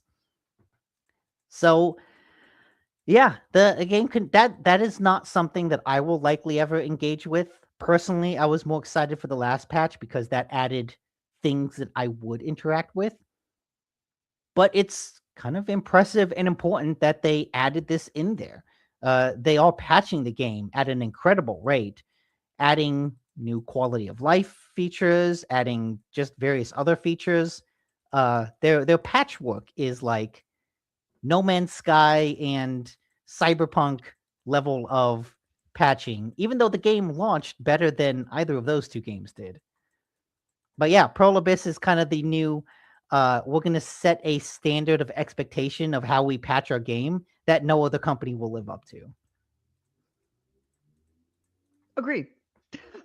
Yeah. Now, something you said that made me instantly go, I will never play this game. You can lose consumables in this game Well, from losing fights.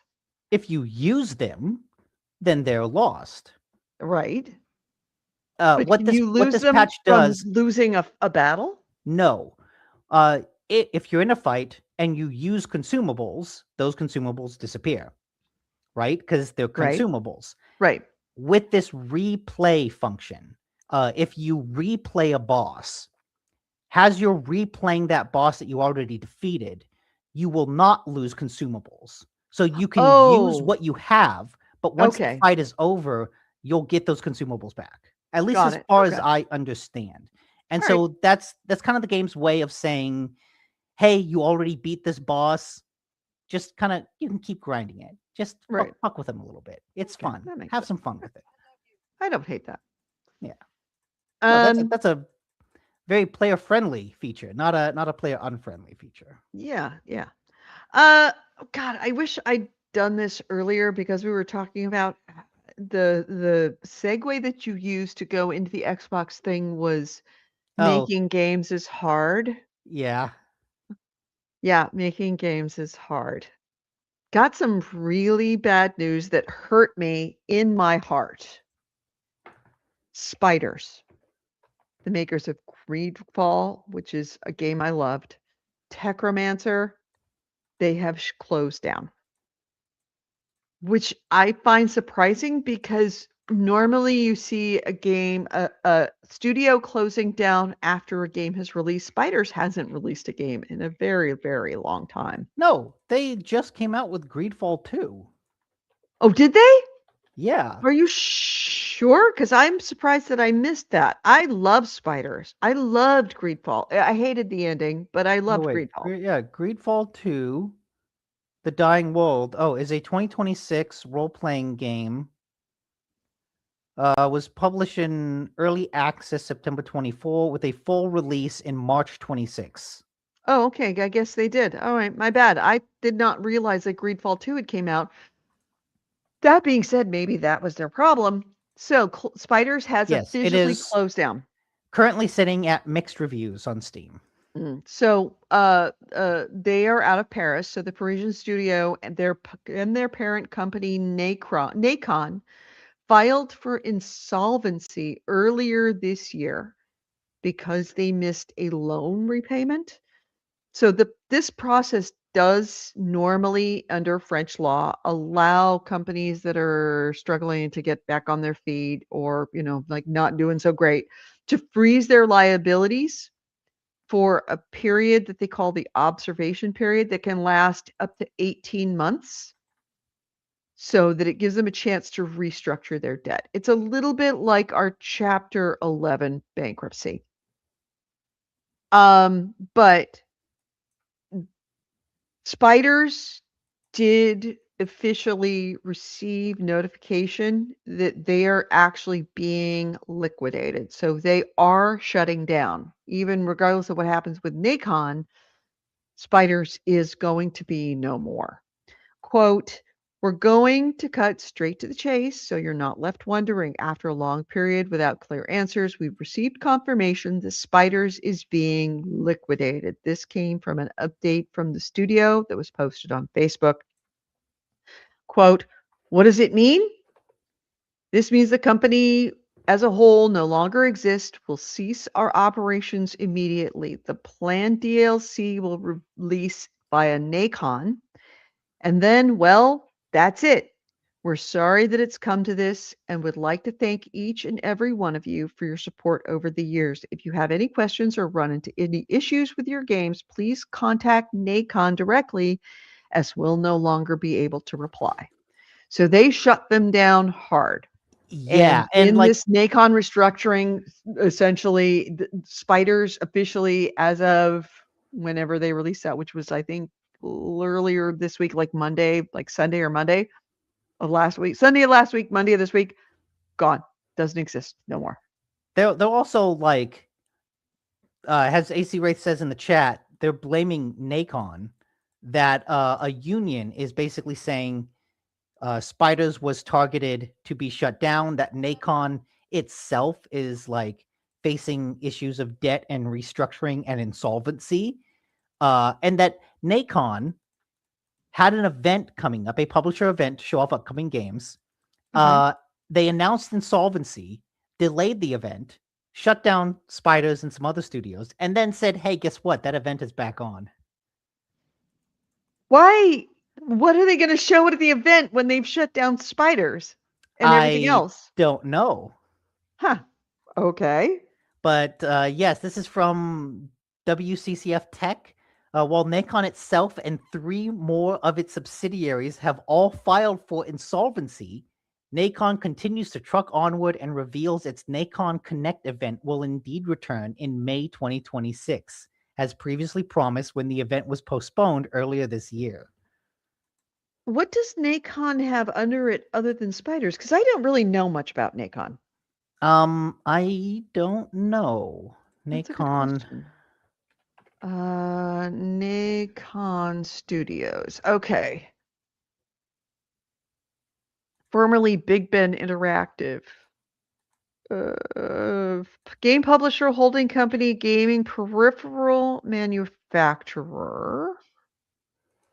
Studios.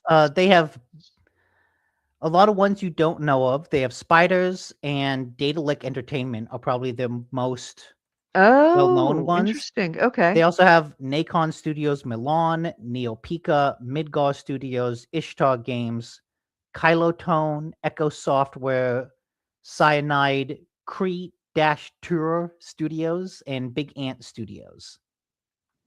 Yeah. Okay. So It's a lot of okay, one of the developers makes a lot of AFL and cricket games. I know that Datalic makes a lot of point and click adventures that are generally really well regarded. Although they also did Gollum. yeah. Wow, I'm looking at all the games that they've released. They've released a ton of games. Holy crap. Yeah, they're a small publisher that puts out a lot of stuff. Because like you can be they're a small fish in a big pond. Let's put it that way.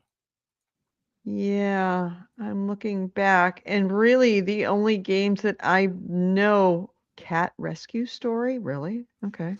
I've mainly known about Spiders because Spiders makes a lot of like interesting C to B tier RPGs like Greedfall, but they also did Steel Rising, which was a Souls-like game that I actually quite enjoyed. They did Of Orcs and Men, Fairy, Legends of Avalon, Mars Warlogs, Bound by Flame, all of which are like not great games, but also decent games that like are kind of they're good.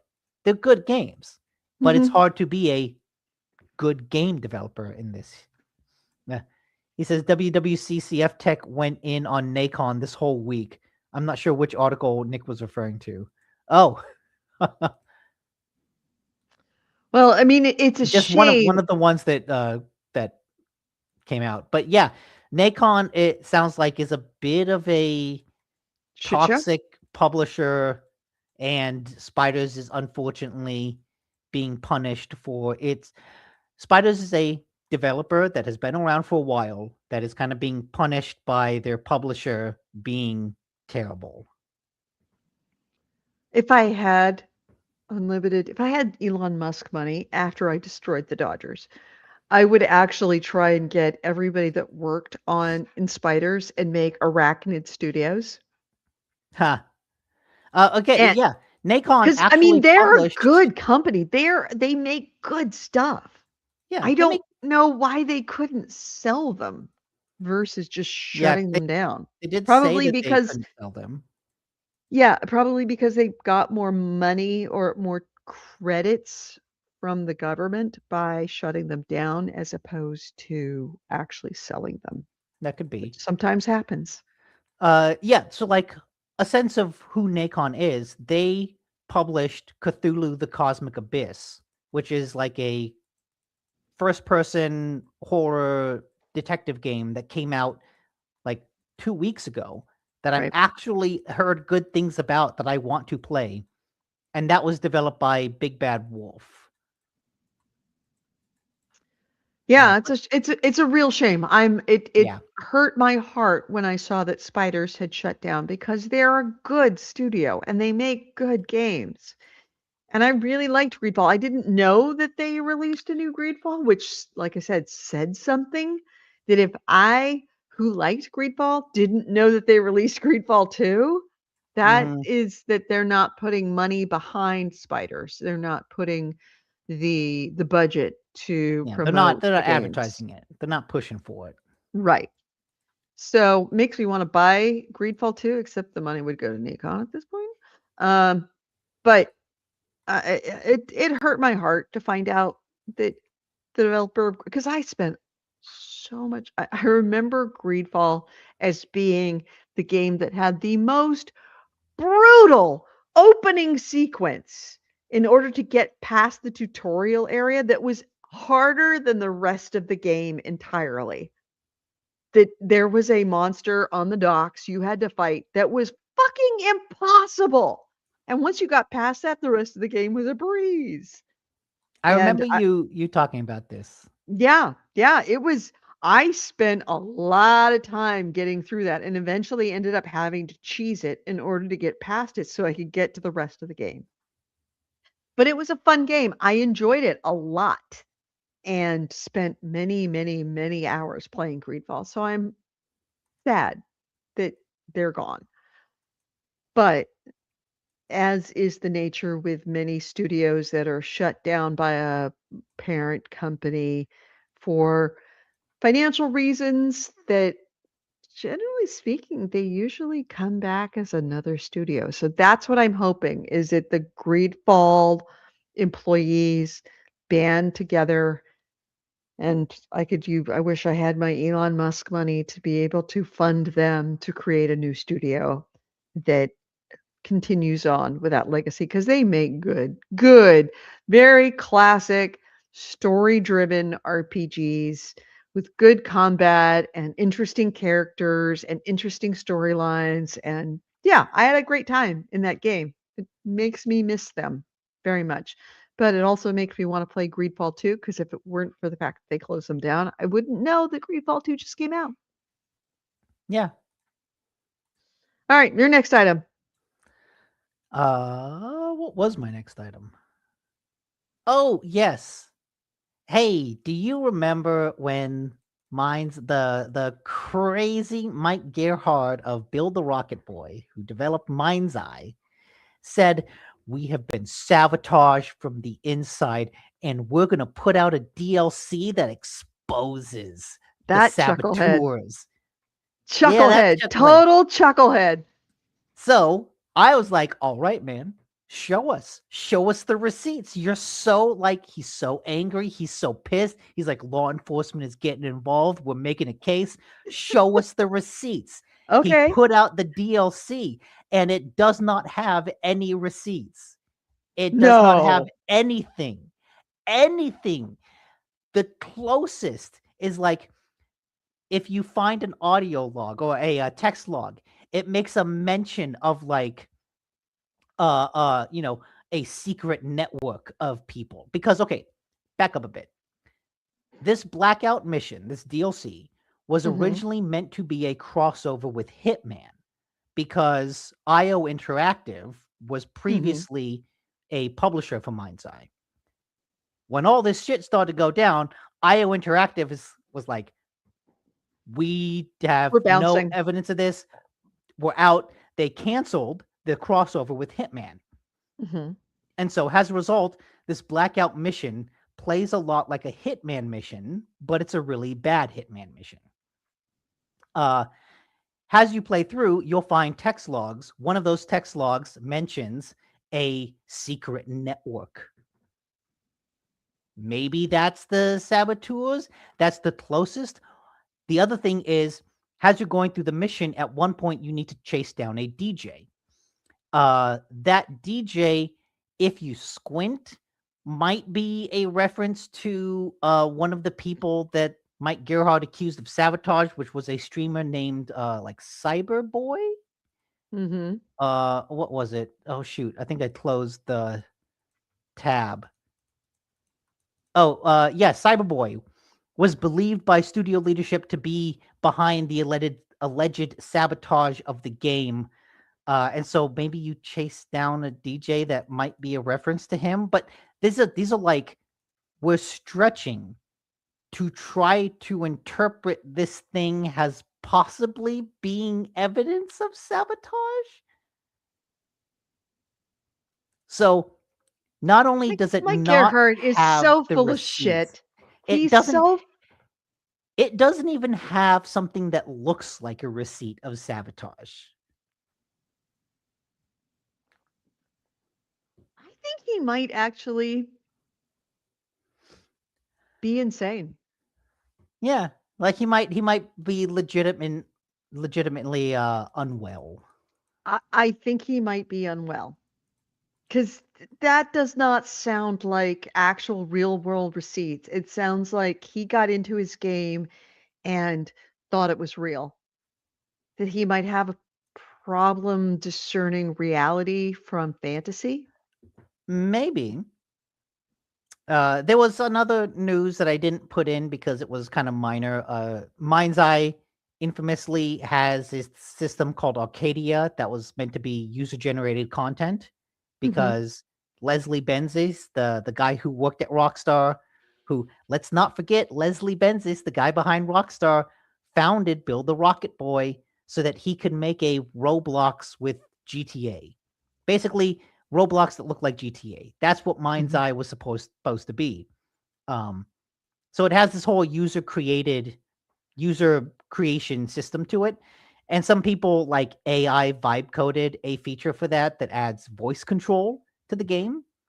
Uh, but the Discord of Mindseye, the people who like the game enough to be part of the Discord were Yeah. like universally against this feature. So Build a Rocket Boy, kind of failing every step of the way. Mind's Eye is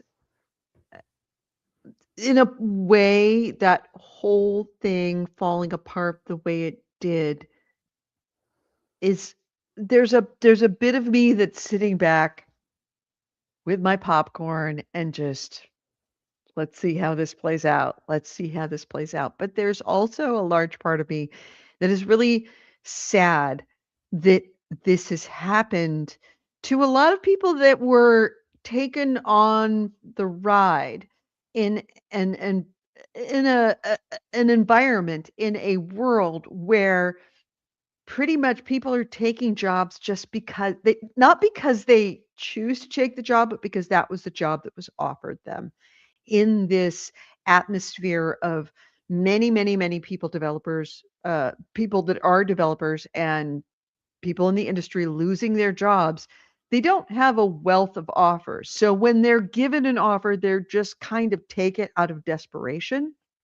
And here's people that are being taken on a ride with an insane driver who doesn't know where he's going and truly doesn't who seems to not be able to discern reality from fantasy, And it's but worth they noting didn't have that a choice previous because it was the only car available to them at that time. and it's worth noting that previous reporting has talked about how both Mike Gerhardt and Leslie Benzies were like a little bit micromanagey and a little bit of the, oh, I see you implemented that feature. Can you take that out and add in a different feature? So a little bit of the the managers who constantly move the goalposts and can never decide on a scope or a limit of a feature. And that's one of the reasons that it cost a lot of money and ended up being one of the worst games of 2025. As someone who has seen that happen in real time from an outsider's point of view, watching somebody within the industry and seeing that happen, and well, it's all I'll say as far as identifying features, it is frustrating because you hear it in people's voices of like, they know that this is bad, but they have no control over what's happening and what's going on. They're just trying to do the best they can in an impossible situation that they know the car is running into a wall. They know it, but they can't get out of the car. And hopefully they just get laid off in time before the car crashes. So, yeah, it wouldn't be so sad were it not for the environment in which we are in for developers and people within the industry, and just the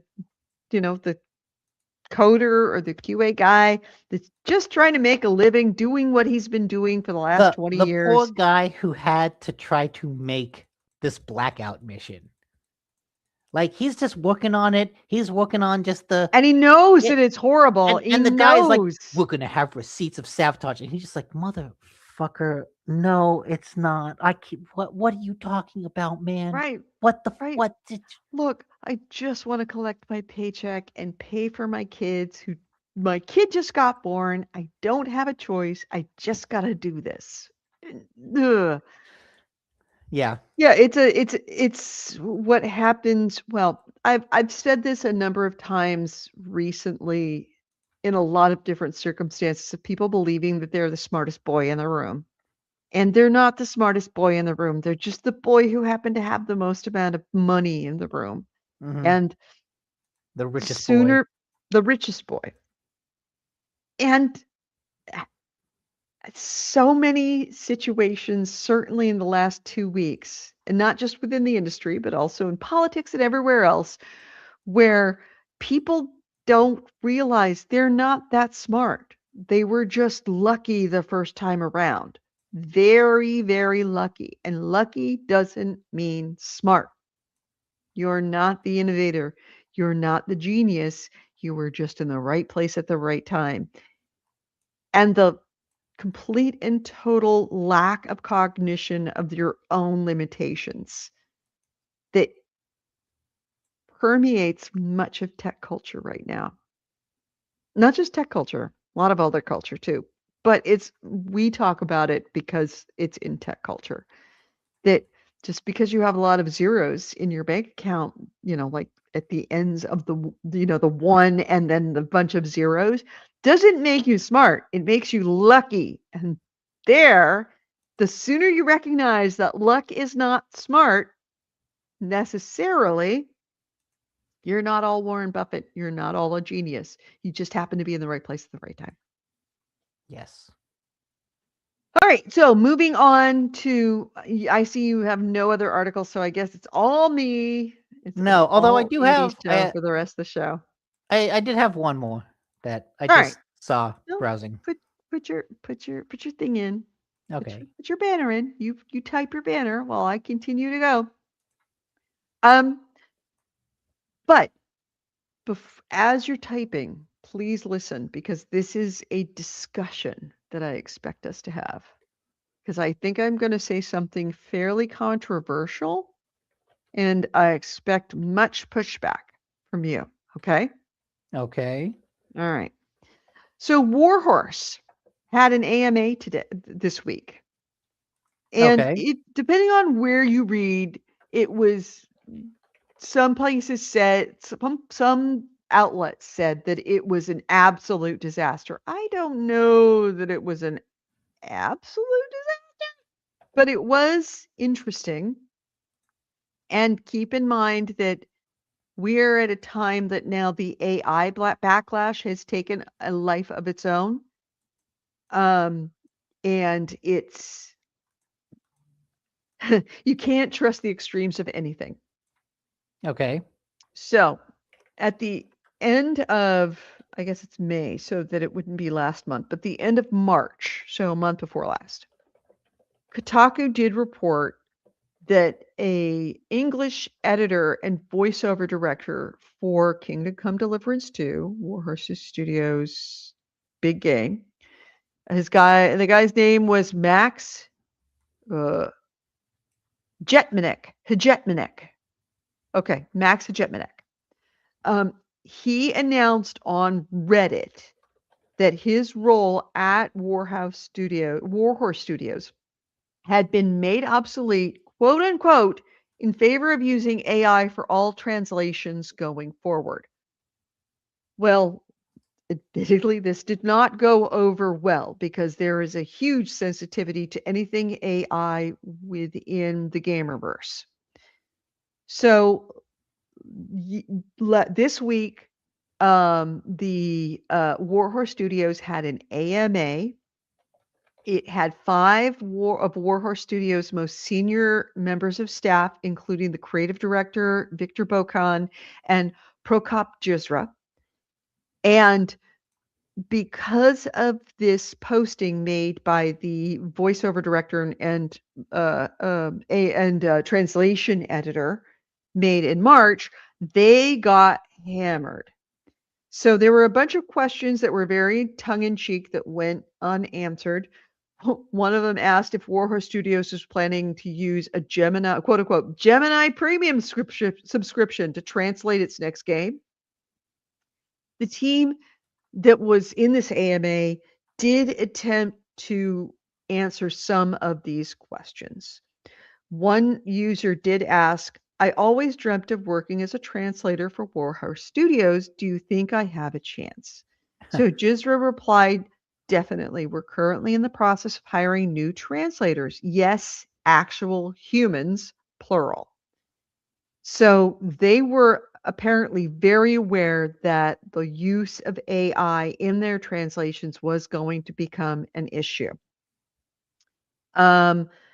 So back at the end, when this original translator made that accusation that he was losing his job because of AI, they did put out a statement saying Warhorse Studios has always been a talent-driven studio. We deeply value the people who shape our work. Out of respect for the privacy and dignity of both the current and former colleagues, we will not discuss this individual's situation publicly. Yeah, that sounds like they fired him to replace him with AI. Right. Or that there were other things going on and they couldn't really discuss it in public. Maybe. So it could go either way. They do not deserve the benefit of the doubt. Right.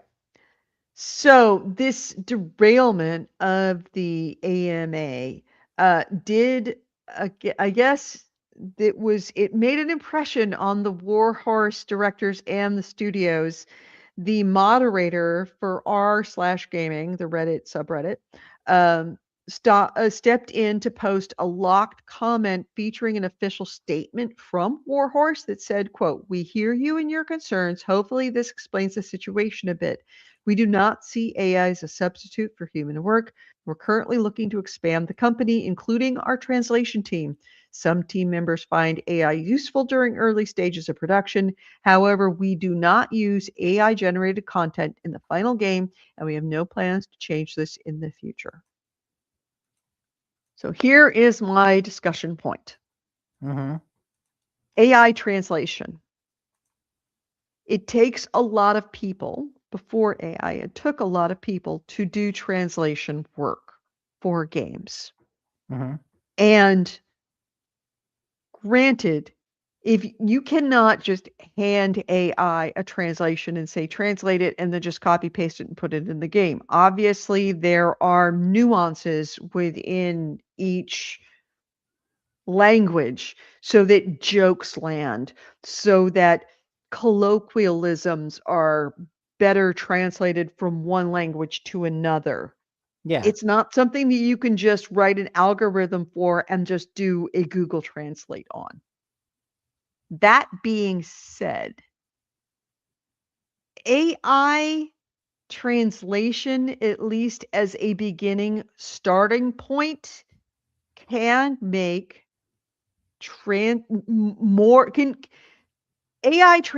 non-AI translation is very labor intensive and very slow. And given so many languages that games have to be translated into to reach the maximum amount of consumers,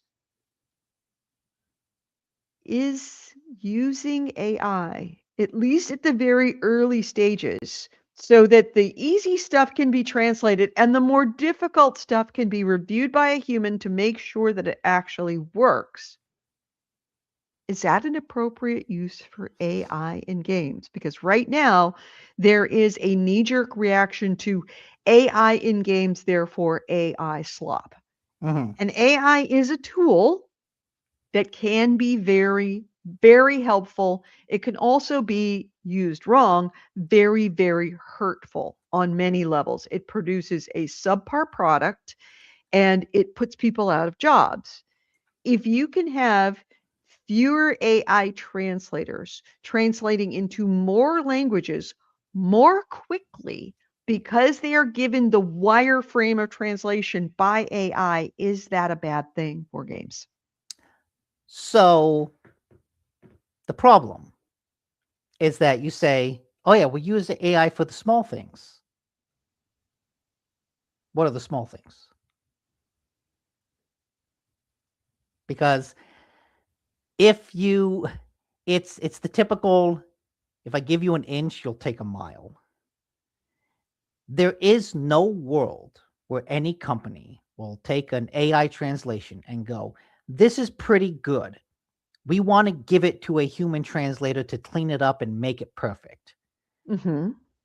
90% of companies will go, you know what? What if we save money on that human and just publish the AI translation? It's just easier. It's good enough. It's the problem with AI is that it's the plague of good enough, of someone looking at it and going, yeah, this seems good enough, and putting it out when previously the ball was great. Because the problem with Warhorse specifically is that the writing in Kingdom Come Deliverance is great. The writing is one of the selling points, and not just like the story. I mean, the individual pieces of dialogue, the writing of like ability notes, the books that you find, the conversations between characters that are infused with nuance and subtlety. All of that writing is really, really great. But if you just have, here's an AI, maybe someone can go through it and clean it up. Sure. In a perfect world, you could take that script, because it's already a script written in Polish, I think is what Warhorse is, Polish. and it's Mm-hmm. translated into English. The guy who got fired was one of the English translators. So the writing that I am praising is his work specifically. And in a perfect world, yeah, it'd be great to have an AI translate that into English, have him look over it and clean that up, have it translated into Spanish, have a different translator clean that up, and like, make it really great. But then the companies are going, well, we have this AI translation. Why are we still paying these translators? Aren't they just doing the same work that they were doing before again? Mm-hmm. And yes, the answer is yes, they are, but that's also what you pay them for, because that's how you get great writing and not good enough writing, or specifically writing that you think is good enough, but that other people will look at and go, wow, this is trash. So, what I'm hearing is that there is a fear of quality degradation simply by, and really it comes down to abuse. The Yes. company abusing The AI, problem not with using AI, but abusing AI. the And it's problem that with fear all of the abuse. the problem with all AI discussions in any industry anywhere Mhm. is not that it's good enough to replace your job, because in 90% of circumstances, it's not good enough to replace your job. The No, problem, just ask that company that had their entire database, their entire everything that was data in their company erased. It was erased. yeah, oh god. Erased, and all the backups erased, and the AI saying, I violated absolutely every Yeah. preset tenant that was given Oops. to me. Sorry. But the problem is not that it can take your job. It's that your boss thinks it can take your job. The problem with AI is that it is ultimately a con. It cannot do the things that it is being hyped up to do. And it's just a flood of marketing blanketing society saying this technology can do anything. and the kind of really jumpy CEOs who are like so desperate for the next big thing after NFTs failed, after the metaverse failed, after streaming failed, after the whole tech industry kind of failed to find the next big product. Having this hype around AI, everyone wants to jump on it. That creates a sense of FOMO that everyone needs to get involved. And the slow wake up, after the slow hangover after the party of realizing we're not seeing more productivity, the products are not better, and all this stuff. It's great with coding. That's good. That's why Mhm. Anthropic is now valued more than OpenAI, because Anthropic found a niche and is emphasizing that. While OpenAI, it was the more AI can do everything. We want to be consumer focused, but consumers don't really give a shit. They just make funny pictures. And they don't Mhm. want to pay $100 to make a funny picture. But to bring all this back to Warhorse, the ultimate problem is the CEO of Warhorse going, yeah, AI translation, I think that's good enough. We don't need to pay the translator. And it makes me genuinely worried for their next game, because Warhorse has generally had excellent writing in their games. And I don't know if the next game will be excellent. Is the backlash that anytime AI is used in any way, shape, or form, okay, this case, I mean, I'm going to take Warhorse, assuming we take Warhorse at their word, that AI would, how did they, let me get back to the description that they specifically said. Warhorse has always been a talent-driven studio. We do not see AI as a substitute for human work. We are currently looking to expand the company, including our translation team. No, that's not what I was looking for. But I wish I could. AC I thought Rate I had it says, here. today What? I had an AI ad trying to tell me a half-hour story with the skip bar not loading. I had to shut down the video and start again. But if I, if any company, of any Okay, studio, to answer the I question, trust yes. Warhorse that they would No, you use shouldn't. AI Don't. responsibly. Don't, because their CEO is fucking insane. The Is he? CEO, this is another story of Warhorse that we hadn't talked about. Okay, So, bring it. in Kingdom Come Deliverance 2, you can have a romantic relationship with Hans. Okay. Um, it's there's a woman that you can have a love interest with, but you can also have a romantic relationship with Hans, who's like your buddy from the first game, who you're kind of Mhm. always following. So there's a gay relationship in the game.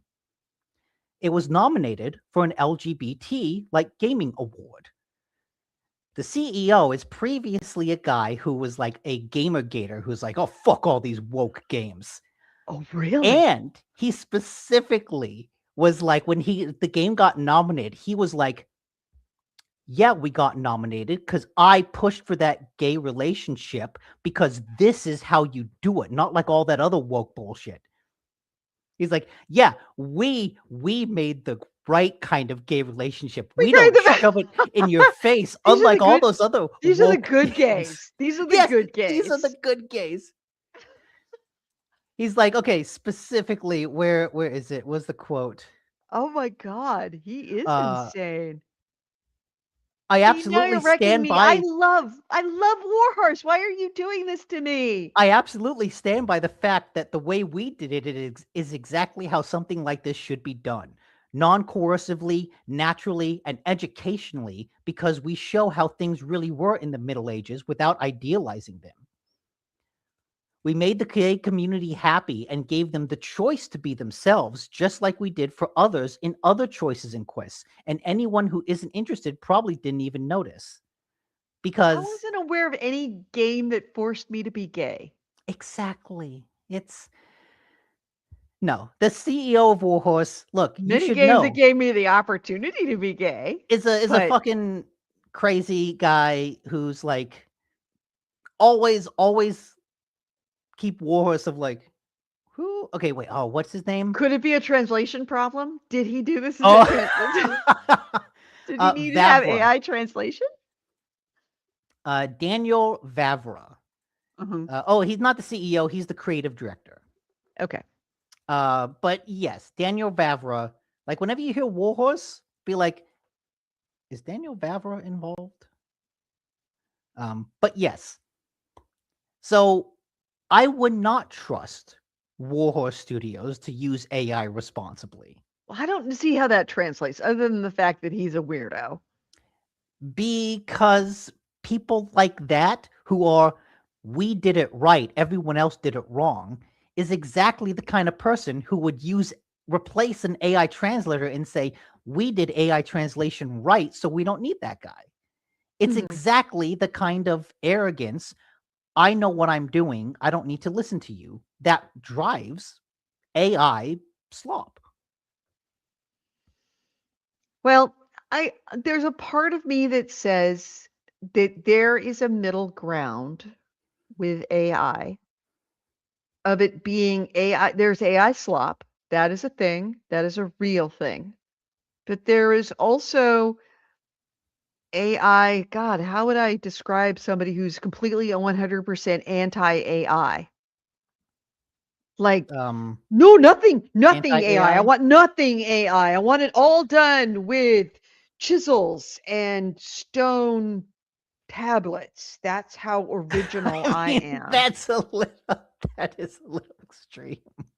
I know. But No that kind digital of art. mindset of like, I want AI to do nothing to do with anything that I have. Fuck I AI. mean, There's a middle ground isn't that between the just what two we of were like doing in AI like is a 2020? useful, right? But that's an AI can be a really useful tool. Yes. So Is okay, it okay. the be all and end all to replace humans? No. Will it be?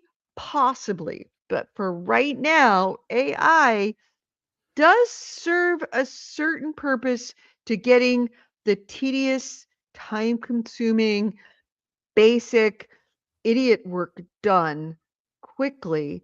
And if that causes a savings for a company that ultimately would be lowering the cost of the game, which would make the That'll game never happen.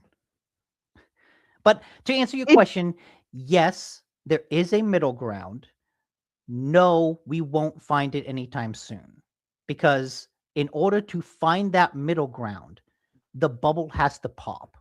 The the well, the bubble has fantasy. to pop on right, the fantasy, No, the but sales pitch. the hype around AI, it right. has to pop, and there has to be a grand reckoning that we will not achieve AGI, that the AI is nowhere near as capable of these grand promises that people like Sam Altman has made. Once the whole tech industry reckons with that reality, then you can start finding a middle ground because then companies can start thinking logically and Mhm. rationally about how to implement it. Because right now, they're still caught up in the hype cycle and the belief that this can do all of these amazing things and it will only get better. Right. There The has to kind of be the kind a of company that hands its entire database and all backups to an AI because they think that yes, AI can replace human beings and then the AI deletes everything. I think that more of these have to happen. But what I'm hearing is that the problem with AI isn't necessarily AI, it's the sales pitch that has been sold and accepted as yes, being a reality. but And it's the question is, also are we recognizing that that is a sales pitch and not the reality? It is not going to make your coffee for you. It is not going to solve to create to cure cancer. It is just a tool in the same way that Excel being able to add a complex and large set of numbers and give you a sum does it. It's not going to run your company, But it is a tool that you can use to help you run your company. Yes, and that is a problem, that the marketing is selling a false bill of goods.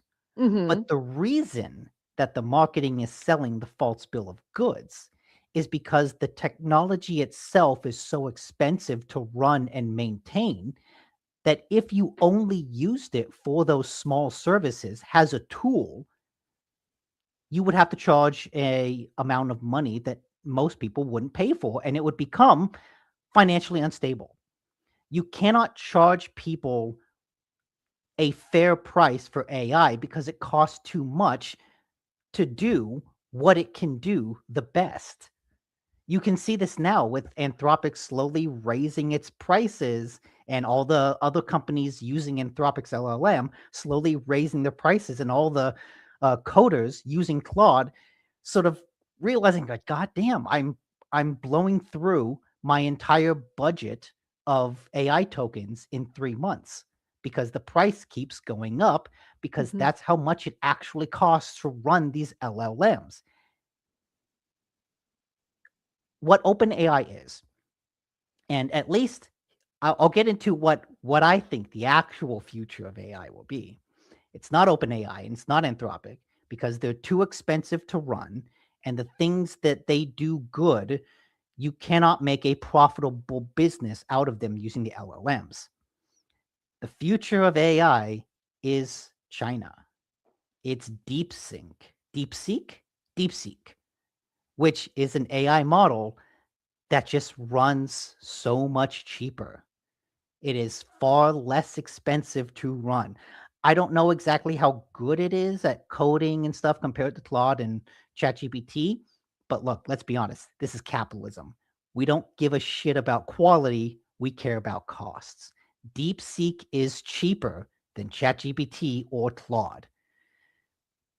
That is something that the American AI industry will have to reckon with sooner rather than later. Do you think the U.S. has lost the AI war? Soon, so to GameHounds will be speak? powered by AI. No. I mean, Yeah. to be answer your honest, question, GameHounds does use AI. We are using AI right now. If you've noticed, we have had several the last couple of weeks we've been the doing clips. the clips. Yeah. Those are AI driven clips. It gives me like 5 of them to choose from, and then I go, I like this or I don't like this.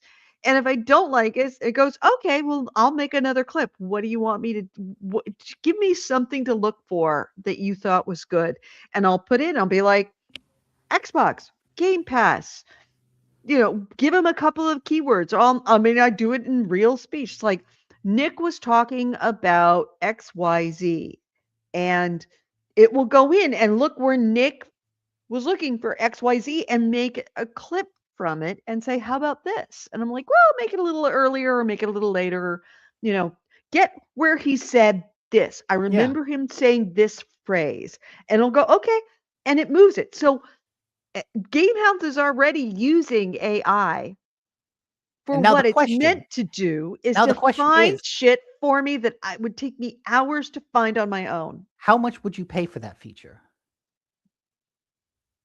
I've got 25 free clips, and I am being very careful with those because I am not going to pay additional money to StreamYard for me to find those clips.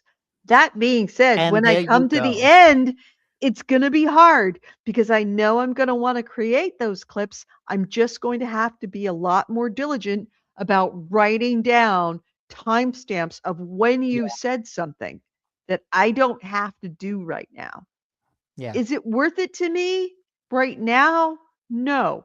If I was making 30, 40, $50,000 a year on this show, yes. And that's where it comes down to is how much money am I getting? How much value am I getting out as far as my time in relation to how much money I'm going to get back for the investment of what it costs for you to do it for free or And that's the automatically? problem.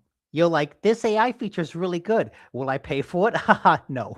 No, not right now because I'm not making money at it. But were I making enough money to cover the costs of this show? Yes. It would be one of the first things I do, because the alternative is that I would Having to spend do it all yourself. literally hours going through a show and trying to clip it myself, Well, and then actually, having no. to clip it and find it and edit it If down, you made and then put the script across it, the closed captioning across it that makes it compelling. It does it all automatically. Were I making money on the show? Yes, I would pay for that. No, if you were making money on the show and there was no AI, you pay someone else to do that. That's how it usually works. Depends That's on what's that's what cheaper. clippers use. I'm saying if there True. was no AI, that's what you would use. You'd pay someone else AC to do Ray, it. you want to make a That's little bit, you want to make a very, very little bit of money? that's Make basically me the clips. job of a producer, is Right. to have those timestamps and do those things. But yes, the Honestly, point is to bring it all honestly, around. if I could break even hiring a human being and making clips, I would hire a human being. But if I can't break even with a human being, and it's cheaper for me to do that and get the AI until I make enough money to pay for a human being, that's what I'll do. It's a bridge. It's a bridge to me to getting to Yeah. enough income to be able to pay for a human being to do it right. And so to bring it all around. And that's where it's Oh right my God. sized. Sorry, So to bring yes, it all around. AI is being sold. It can do some things really well. Mhm.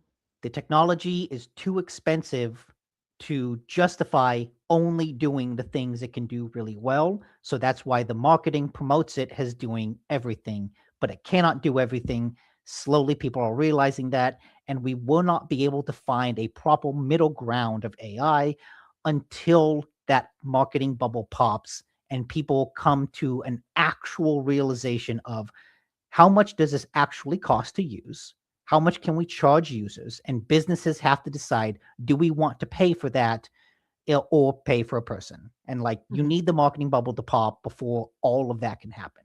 Yes, we In need the the hype to come meantime, away. in the Right. meantime, for things like Warhorse, give them all the shit you want.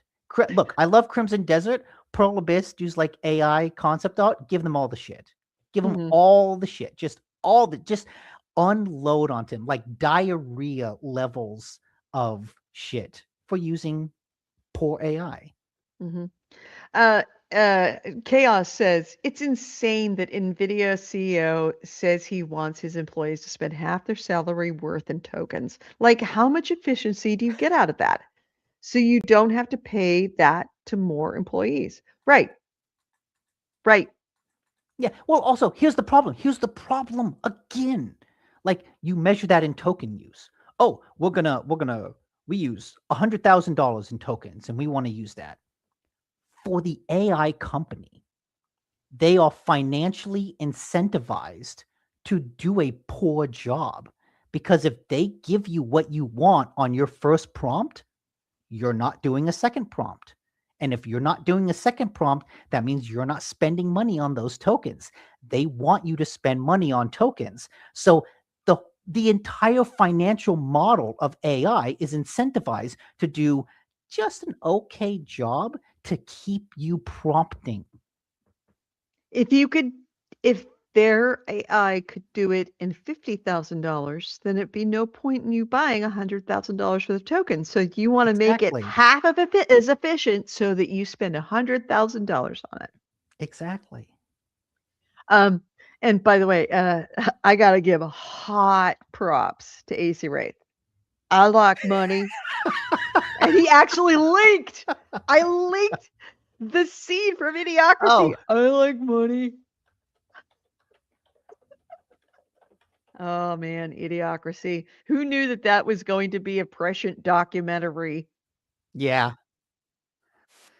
Uh, and thank you for the link. Video clipping isn't profitable as social media makes it seem. That's true. It makes sense that it isn't. But The you know video what? clipping? No. Okay, again, okay. I got 10 times as No. many Okay, people everyone on one clip than I do watching this show. Yes.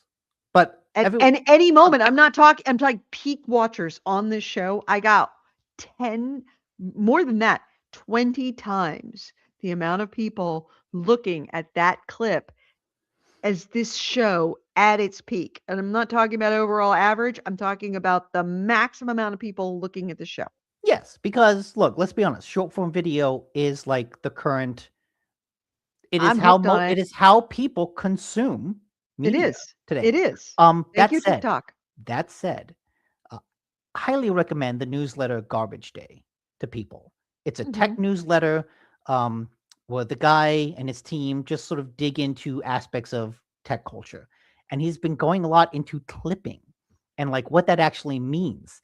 And one of the most recent newsletters he had was someone who spends like tens of millions of dollars on clipping in order to like blanket all the social media feeds of his stuff. And he's like the third biggest streamer on Kick. And in the newsletter, he's like, have you ever heard of this guy? Probably not. Which then raises the question, spending tens of millions of dollars on clipping, and you're the third biggest streamer on the platform, all to say, I've never heard of him. Yeah, but it's not whether you've heard of him and how much money he's made. How many music producers? How many music producers? He's making enough money that he still needs Kick to fund the clipping exercises. Okay, good point. Which basically the whole point of the newsletter, of that section of the newsletter, was that a lot of these streamers that are kind of the whole clipping industry that kind of fuels these social media pages is like kind of inherently unstable and not worth it. And it's all, again, it's another bubble. The bubble of clipping has an industry is like, oh, none of this is really quite worth it when you look at how much views it actually brings in versus how much you're spending to try to publicize anyone. True. That is true. But there are also people that make a living by creating very good high quality clips. And it comes down to quality. Yes. Are you doing a good clip?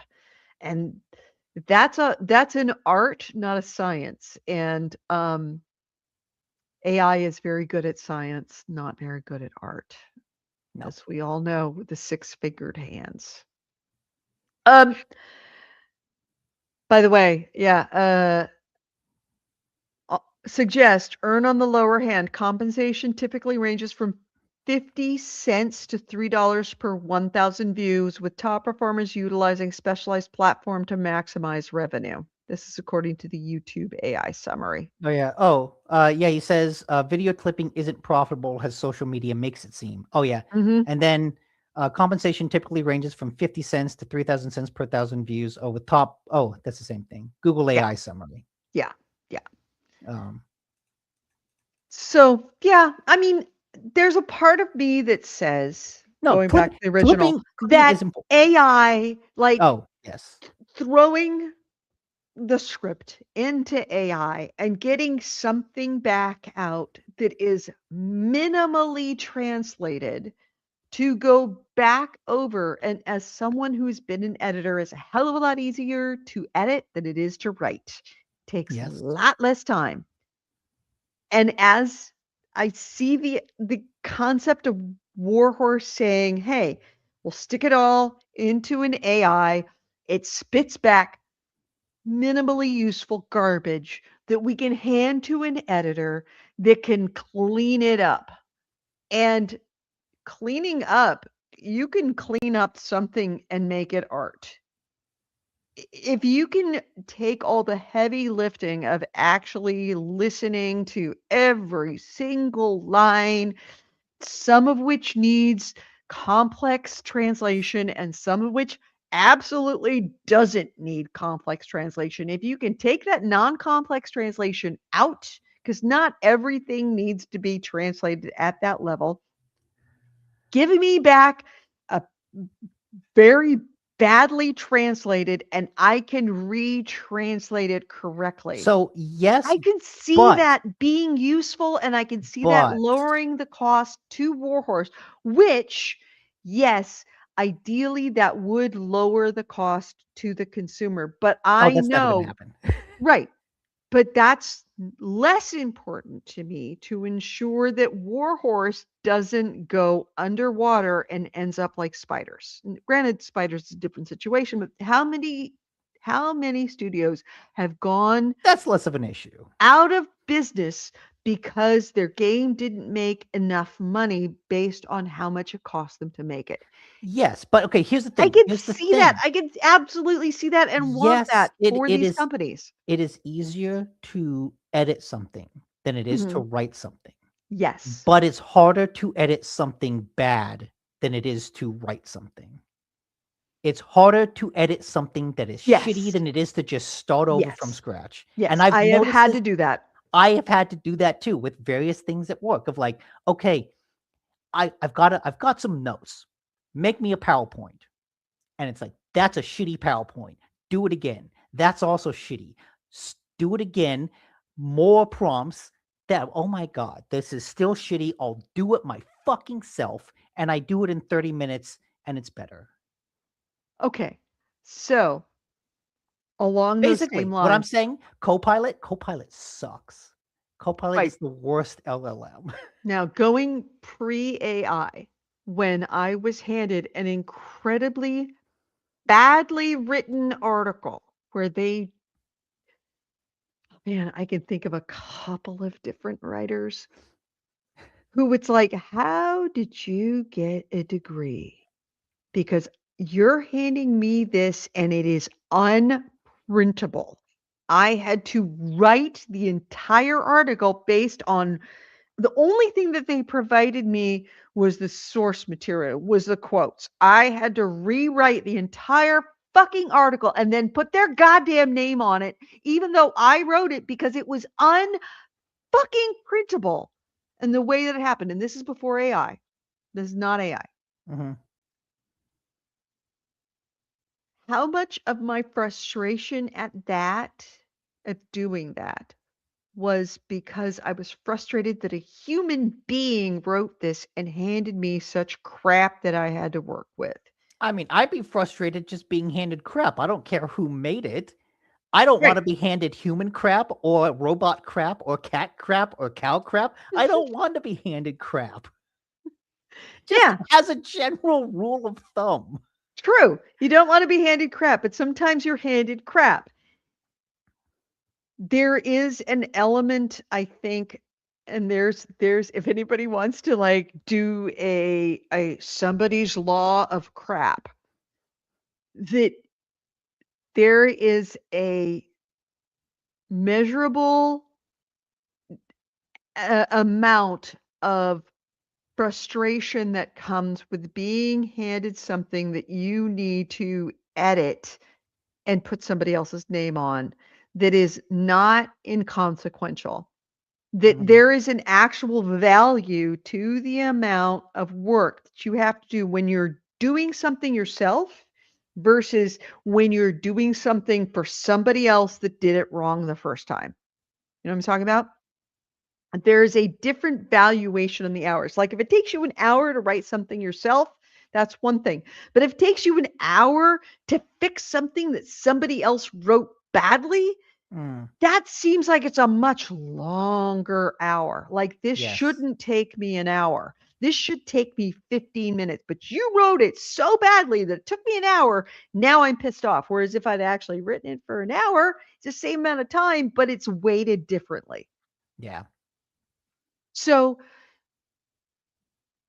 I am not I'm not mad at AI for doing what it does in the way that it actually does it. I am starting to recognize that there are polarizations of the people that think that AI will do everything without human beings. They're wrong. And the people that say AI is bad and it can do nothing and AI should touch nothing. They're wrong too. The truth is lying somewhere in the middle. The problem is that the needle between the AI shouldn't touch anything and AI can do everything is, as AI is getting better, it's slowly moving towards the AI doing everything. And I think that Except that it's not. fear, But but it's not. it's But not right now. that's the marketing hype. It's not. Every single It will. model that comes out still hallucinates the same percentage. You True, right cannot fix now, but don't no, you think that you it cannot will? fix it. No, no, I don't. I think it is a Oh. fundamental issue of the technology. As they scale up, the hallucinations also scale up. It is a fundamental flaw with like the bedrock of the technology. You cannot fix the hallucinations. See, there was what I was trying to get at, is that you don't think that AI will ever get to this state where it can actually, that needle go to the AI will No, replace I everything. think that this implementation of AI, this specific way that the LLM takes information and processes it, I think it has a fundamental limitation that it cannot ever supersede. And if you want to do something that does, if you want to get AGI, it requires taking it all down to the ground and restarting from scratch. Mhm. AC Ray says, I don't like Google AI on principle, but sometimes a quick list of sources is helpful, even if the answer is both stolen and BS.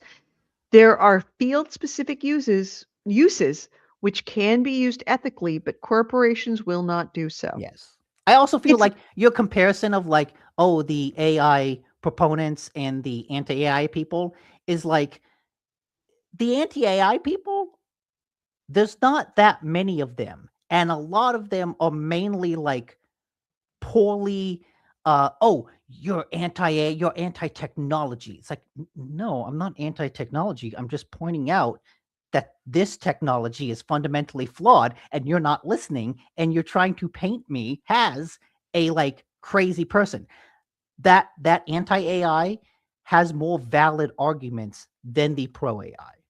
And I don't think the anti-AI exists on that same spectrum of like, oh, the boosters and the haters, and oh, they're all equal. No, they're not equal. no, The they're not. the anti-AI people actually exist more towards the center of rationality of like, no, this is what it can do and this is what it can't do. Well, yes, and I the think people leaning that are all the way to the pro side with it AI also are doesn't. more incentivized to characterize those middle ground, quote unquote, anti-AIers as being extremes. They're Yes. prone. It serves them to turn them into the extreme but they're not. They're all Yeah. right. All right. There was also something that came out of like someone from Google was talking about how, oh yeah, I've talked, all these companies are using AI already. They're just afraid to talk about it because of the backlash. But when you look at it, he mentioned in the interview, oh yeah, Resident Evil Requiem, Capcom is using AI to make pebbles because nobody wants to make pebbles. That's below an artist's time. The guy was an AI proponent from Google. So naturally, he wants to support AI. He's talking, it was an interview for a mobile game website. I absolutely believe there are people using AI to churn out mobile games. 3, Unreal Engine already creates pebbles automatically. Unreal Engine, all engines can create forests automatically. If you're out there saying AI can make a pebble so artists don't have to, that tells me you're a fucking idiot who doesn't understand that game engines already have that capability. Mm-hmm. Game AC engines Ray says, already auto generate so many assets without using AI. Just your classic general non generative AI procedural generation. You can do so much with classic procedural generation that you don't need AI for a lot of this stuff. yeah. AC Ray says, I'm anti-corporations laying people off and polluting. AI is just a current popular method. And Chaos says, I think the issue right now is AI industry as it stands and how it's pushed and regulated make it a net negative for society. So I'm against it morally. Yeah, I think that's a good summary. Yeah, it's a good summary. And All that's right. why So, and that's why you should be wary of the rumored Lord of the Rings game that Warhorse is working on. all right. So why don't you go into that? I'm assuming that you have a Oh no, topic on that wasn't the story I had. Okay. Well, that what was is just something that came. Give me the story you have because I have to go to the bathroom so badly. Oh my God. I can't believe I had that conversation having to pee Last week, so bad. Christopher McQuarrie and Michael B. Jordan announced a Battlefield movie. And that has triggered a bidding war amongst a bunch of Hollywood studios because naturally, Michael B. Jordan is coming off of his Oscar win for Sinners, and Christopher McQuarrie is coming off of directing the last 4 Mission Impossible movies. And I would absolutely join this bidding war if I had the money because I want to give them $200 million to make a badass stunt-filled Battlefield movie. That feels like an appropriate combination of creator and subject, the same way that Alex Garland making an Elden Ring movie is a really good combination of creator and subject. So I don't know if Edie is still here or if she went to the bathroom. I am. I'm in the bathroom, but I can still hear. Okay. That's sharing too much. So yes, the point is that I'm really excited for this. And honestly, I think this is a much bigger deal than the Call of Duty movie that has Peter Berg attached to it. But Peter Berg has directed like a lot of really serious and grounded movies. He did Lone Survivor. He did the Deepwater Horizon, the oil spill movie, the movie about the Boston bombing. Like he's a down to earth, nitty gritty. Like, oh, I want to show this realistically, but Christopher McQuarrie is like, nah, let's just make this fucking awesome. So in the same way that this year we have a Street Fighter movie and a Mortal Kombat movie coming out within months of each other, I really hope that in a couple years we have the Call of Duty movie and the Battlefield movie coming out within months of each other. And I think the Battlefield movie will be the better movie. I trust Christopher McQuarrie and Michael B. Jordan more than I do Peter Berg. I don't know. There's a part of me that wants a Call of Duty movie to be better, but I have to agree with you. You know what we need? What do we know? What do we need? AC Race says, we hear everything, Edie. No, you don't. I turned off my headset. No, you don't. No, you don't. I'm very careful about that. I mean, there's a reason why that this has a light on it that tells me, and I check it constantly. You think we were just talking about now? We mean all the time. All the time. So yeah, Battlefield movie announced. Really good cast. Not cast, but like really good creatives behind it. I don't know who's bought it yet. It is currently in a bidding war between Netflix, Warner Brothers, Amazon, Sony, and Universal. Hope to God Warner Brothers doesn't win and Netflix don't win because I don't want it to go to Netflix. I would love it to be an IMAX. Warner Brothers probably won't exist this time next year, so I hope they don't get it. Amazon? Maybe. They're doing pretty good with movies, all things considered. There we go. I fixed your headline so it doesn't go off into a second line. This is what but like I don't know who knows Jordan. Who the fuck is Jordan? The basketball player? Jordan? Who the fuck is Jordan? Hold on a second. Oh wait, I lost points on our names again. What did I say? He did. Yeah, no. I think I almost did it, but I didn't. I stopped myself. Oh wait, did I mix up Andrew and AC Wraith? Did you? I think I might have. There we go. Curry and O'Neill announced Battlefield movie trigger bidding war. Who the fuck's O'Neill? Who's Curry? The food? Marie Curie? Curie Otani? All right. So, um, Yeah, that my was the next. last thing I Okay. had. Now I'm going to try and rip through because I know you have to catch a plane sometime soon. Not like I mean, Uh, I've got 6 hours before I gotta go. that's I still still. have to pack. I have to fold laundry. So I have to let's pack. I let's. gotta download Windrose to my Ally Yes, you do. still. Actually, it downloads surprisingly fast. So, but Okay. you should start that. But either way, so I don't know how much I believe Oh, of also, this. Acer says he has good news to end on. Oh, does And he? Andrew says Uwe Boll will rise up like the Dark Lord Sauron and bring game movies back down to their knees. Stay all this gamer movie hype. All right. Wait. Uwe Boll to return in 2027? What the fuck is he making? Really? I'm all about Uwe Boll making movies. I mean, don't get me wrong, he makes terrible movies, but they're also awesome. What is he making in 2027? Uh, let's see. Let me see what he's making on standby. According to Wikipedia. According to IMDb, there's First Shift Redemption, First Shift Vengeance, Seed Legacy, and Citizen Vigilante. Yes, 2026 Citizen Vigilante. It is completed according to Wikipedia. Oh wait, that's producer. What about writer? First Shift Vengeance is TBA. These three are TBA. First Shift Vengeance, First Shift Redemption, and Seed Legacy. Yeah, Oh, but those aren't.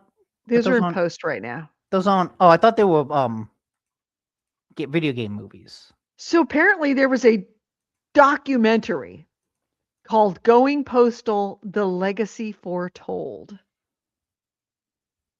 And he made First Shift in 2024. Did you see it? Absolutely not. He made something on 2023 that's called Do Not Expect Too Much from the End of the World. He made a cameo appearance. Never mind. No, okay, Edie, you know, like when you're browsing through a list of streaming movies and you see a movie and you're like, oh, I vaguely remember that actor, and it looks like a action movie, and you watch a trailer and you're like, this looks kind of low budget. This is kind of like a straight to DVD movie. That's an Uwe Boll movie by definition right there. That is a way he makes those kind of movies. The kind of movies that you find on streaming and go, meh, sure, why not? And then halfway through, it's like, why am I watching this? Yeah. What have I done? I've derailed everything again. If I make Nick late because I distracted him with Uwe Boll, that would be legendary and sad. And sad. Oh, very much sad. Very much legendary. I would respect you more for it. All right. So, anyways, you were talking about GameStop. GameStop is apparently looking to buy eBay. Oh my God. All right. Skydance is a smaller company than Paramount, but Skydance bought Paramount. Now Skydance Paramount is a smaller company than Warner Brothers, but they're buying Warner Brothers. And now GameStop, which is like the most financially fucked up company, is trying to buy it. What the fuck? So this is according to, believe it or not, Wall Street motherfucking Journal. They reported that GameStop CEO Ryan Cohen, tech bro extraordinaire, wants to put $100 billion plus juggernaut. GameStop doesn't have $100 billion. No, they don't. GameStop has. Now keep in mind, here's the financials of it. GameStop has a market value of $11 billion, surprisingly. eBay has a market value of $46 billion. How the fuck is it? This makes no sense. So that doesn't make sense. On face value, absolutely impossible for an $11 billion company to buy a $46 billion company, except that, astoundingly, GameStop has $9 billion in cash in the bank. That's because of all the money they don't pay employees. That is exactly right. So, because of the $9 billion that they have in the bank, Wall Street Journal says, according to them, they could make up to a $35 billion bid in stock if the company's market value hits $100 billion. If which company's market value hits 100 billion? Cohen could make up to a $35 billion in, oh, this is the Cohens could make it. Never mind. So because they have a $9 billion in cash, they could make a bid of up to $100 billion. Because of course they would finance. How do you buy a house? You raise 20% of the value of the house and then you pay the rest off in a loan. It's the same idea But you because they have need people $9 billion to in give you that cash. loan. And you need people to give you that loan with evidence that you're capable of repaying that loan. GameStop cannot do that. So Ryan Cohen owns 9% of GameStop. He is the biggest individual shareholder. He could absolutely not only initiate it, but approve it. Tuh. Yeah, but that's from his side. That doesn't mean that anyone's going to actually loan him money. There was an investor who was interviewed by Wall Street Journal named Michael Burry, who owns shares in the company. He said earlier this year that Cohen, quote, has crappy business. He's milking it the best as he can while taking advantage of the meme stock phenomenon to raise cash and wait for an opportunity to make a big buy of a real growing cash cow business. Michael Burry was someone from The Big Short. What did he do? Oh, was he Christian Bale in The Big Short? Maybe. Is he? Oh my gosh, I know exactly who that is. He's a genius. Yeah.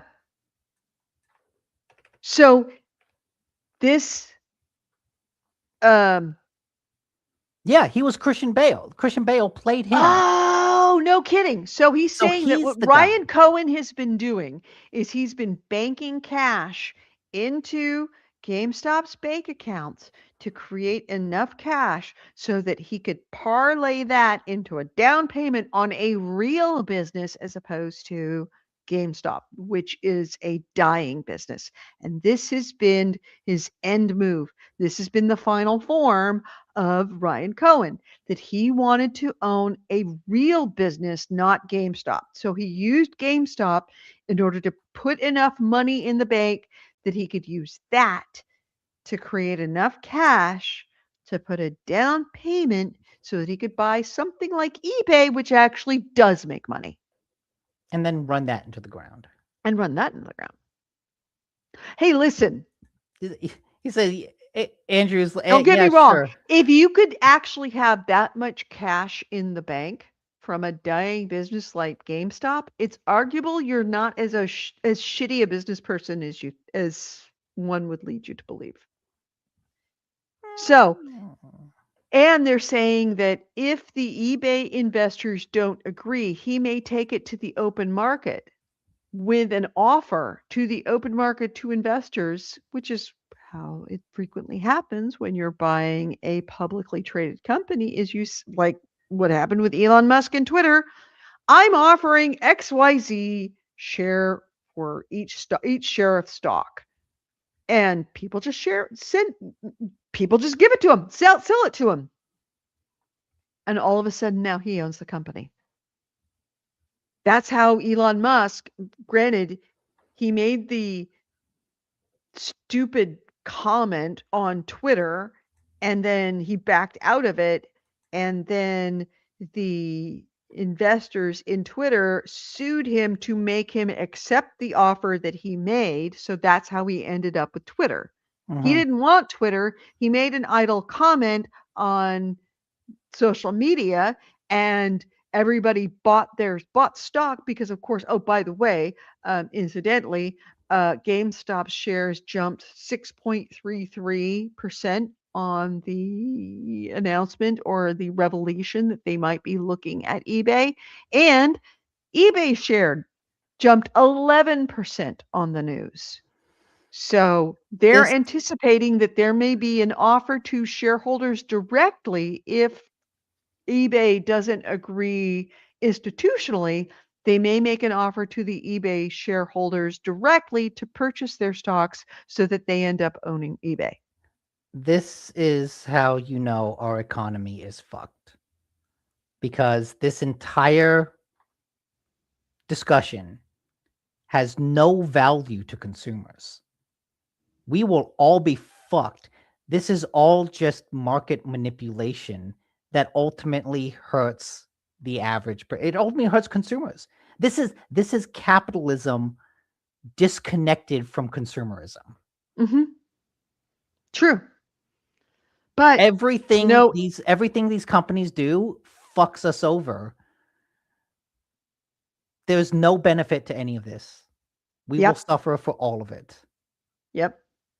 So yeah, that and where that 35 billion came from, as the Wall Street Journal noted, and this comes out of IGN, as the Wall Street Journal noted, Cohen could make up to $35 billion in stock if the company market values hits $100 billion, among other compensation package criteria. In January, the 40-year-old billionaire told the publication he wanted a quote-unquote big deal that is, quote, ultimately either going to be genius or totally, totally foolish. So it may be that GameStop, after all this time, is actually making its final move to become not GameStop anymore, to become eBay or some other actual legitimate company that's making money. He'll just buy eBay and then completely shut down GameStop. Yes. Because GameStop, we've known this for the last 15 years. Since the advent of digital distribution, GameStop was fucked. It's the fact that it's still around is kind of a bit of a miracle. It should have gone under 10 years ago. There was a It good should have gone story. under again 5 years ago. The fact that it's still around is insane. There was a good story about GameStop long ago when digital distribution just was starting to happen. GameStop bought a digital distribution company. And for a while, it would be like, hey, buy this game on, I don't know, Horizon or Steam. Like it was listed right next to Steam. But the CEO of GameStop at the time, who's not the current CEO, was like, it's a fad. It won't go anywhere. And so they just didn't support it and eventually shut it down. Blockbuster versus Netflix.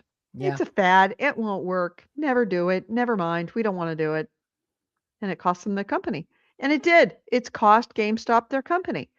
The fact that GameStop is still alive says he's not an idiot. Because he shouldn't, for all reason, GameStop shouldn't exist. I mean, I So think the that fact just that it shows, exists kind of says something. I think it shows that there's a market for physical games that still exists. Mm-hmm. And like, it is a solid, consistent market. It won't grow. You can't make billions of dollars off of that market, but it is a consistent market. Mm-hmm. So yeah, takeover bid of the eBay that might be done by, of all things, GameStop. Who knew? This is a sign of this? This is a sign of America dying. Like this is a symptom of like the entire death of capitalism has a driving force of global politics. Like this is a sign of the end times. Absolutely. Yeah. Well, and my final item, which is slightly better. So PlayStation is going to pay a settlement that may actually benefit us as players and gamers and people that purchased games from PlayStation. So here's the story. So, PSN is due to pay $7.85 million in a class action lawsuit due to a settlement. So here's what was alleged and what they're paying out on. And it has to do with Sony monopolizing the market because it eliminates competition that should, in theory, naturally occur between retailers. And I believe this is specifically saying it's not what Epic is saying about Apple, about how, oh, you need to allow third-party sellers on PlayStation. This is about you not being able to buy PlayStation points in physical stores. Right. Like if I go to Safeway, I could buy a gift card for like $100 in Microsoft points, or $100 gift card for Steam, right? I can't buy a gift card for PSN at Safeway. Right. So, and let me see if I can get back down to it. It has to do with and I'm reading this out of IGN. You can still snag denominations of PSN credit from most major third-party stores. The platform holder famously ceased selling game-specific vouchers in 2019, which entitled you to purchase digital games from a variety of different shops. Oh, okay. So it's not points; it's for games. For games. So if you had a voucher that sold at retail, and that voucher was sold at scale, and the game's price increased after the vouchers disappeared, those are the people who will be able to cash in on this settlement. So you can find the list of eligible games through, and I'm posting it right now because I don't know if AC Wraith will be able to do it. I'm putting it in the link right here. List of eligible games for the settlement. Okay, I'm posting it now in all of the things. So here is the list of games for the settlement. So if you, and you're going to have to look at that list, and you're going to have to do a copy paste into your browser to look at it. So if you bought a digital game on the PSM store between April 1st, 2019 and December 31st, 2023, the game previously had a voucher sold at retail. The voucher sold at least 200 units that were purchased before April 2019, and then after the vouchers disappeared, the average price consumer paid for the game was at least 50 cents higher after April 19 compared to before April 2019. So the fairness hearing on this case is scheduled to take place on October 15, 2026. The settlement will only be provided once it's approved. So we're quite a few months off from this happening. But should it go through, anyone who's eligible will be credited with a share of the $7.85 million settlement as compensation directly to their PSN wallet. Now, $7.85 million is nothing compared to people that purchased games. And I would imagine it's a fairly extensive list of games. From 2019 to 2023, that's 4 years of game sales. They're estimating right now, you're looking at somewhere between $1 and $3 when of all the people that match that criteria. So here's the thing is that Sony likely made much more than $7.8 million by eliminating the game specific vouchers and forcing people to buy their games on the PSN store. So it ended up being a net value for PlayStation to do this. I didn't even know they offered game-specific vouchers.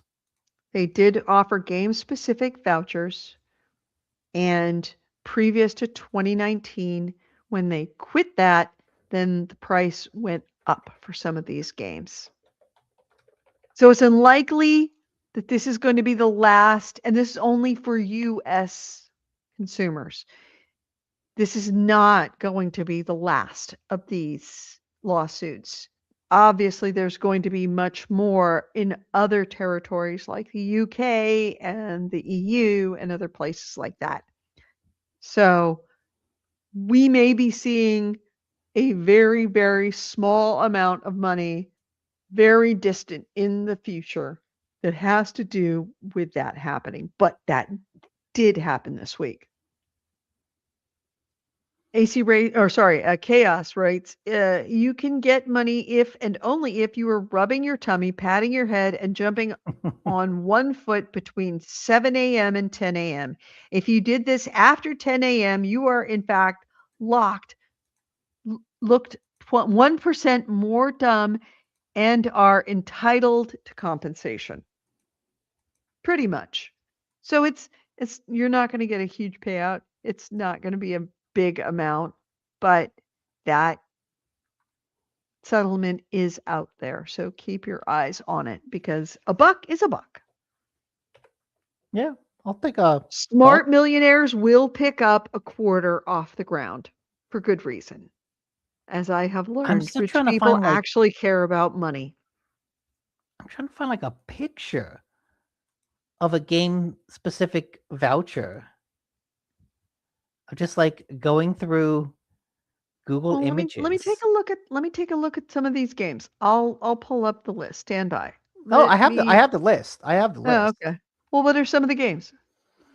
Got Destiny 2, Assassin's Creed Chronicles, Demon Souls, Persona 4 Golden, Need for Speed Rivals, Battlefield Hardline, Star Wars Battlefront, Need for Speed Most Wanted, Mass Effect Trilogy,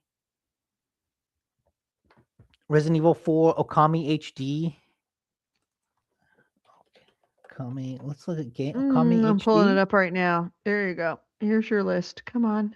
I wanna see what these look like because I didn't even know that these things existed. So here it is. Star Wars Battlefront, Madden 17, FIFA 17, NHL 17, NBA Live 18, NBA Live 19, Need for Speed Most Wanted, Mass Effect. I bought. It's a wild set of circumstances to get money. Pretty much everything WWE, pretty much everything NBA, Saints Row 2, Elder Scrolls Online, Tamriel Unlimited. I know some of you bought that. Hold the Jack boxes. Until Dawn, Infamous First Light, Journey, bought that. Uncharted Nathan Drake Collection, God of War 3 Remastered. Yeah, so these are all the games. If you see any of these games that you purchased between 2019 and 2023, you are owed money due to this settlement. It's just a matter of time before it comes in. I should at least get like $10 considering how many of these I bought. Mm-hmm. Yeah. So you get a few bucks. Yeah. Now I don't know if it's going to be $3 total or if it's $3 per game. Also, like, look, let's be honest. Let's be honest, really, what all of this means. What does all of this mean? Oh, Sony might have done some financial shenanigans to rip off the consumer, but you know what? They're very sorry, and they will give you credit onto their store so that you can continue to buy more of their things. Pretty much. Yeah. Yeah. I'm sorry we ripped you off. here's money you can only spend on us. Right. Are you hungry? Do you need to pay rent? Sorry, but we'll give you a free game. Yeah. You can play it in the back of your car that you're living in. So yeah, that's my good sounding my good story. That's not a good story. Didn't AC Ray said he had a good Yes, story? I saw that. The Okay. developers of Magic the Gathering Arena are unionizing. That is the Really? first subsidiary at Wizards of the Coast to unionize. This is specifically the people behind the digital version of Magic the Gathering, Okay. not Magic the Gathering itself, not the card game developers, not Mhm. them. It's specifically the developers of Magic the Gathering Arena, which I'm trying to find exactly what the developer's name is. But that's a good thing.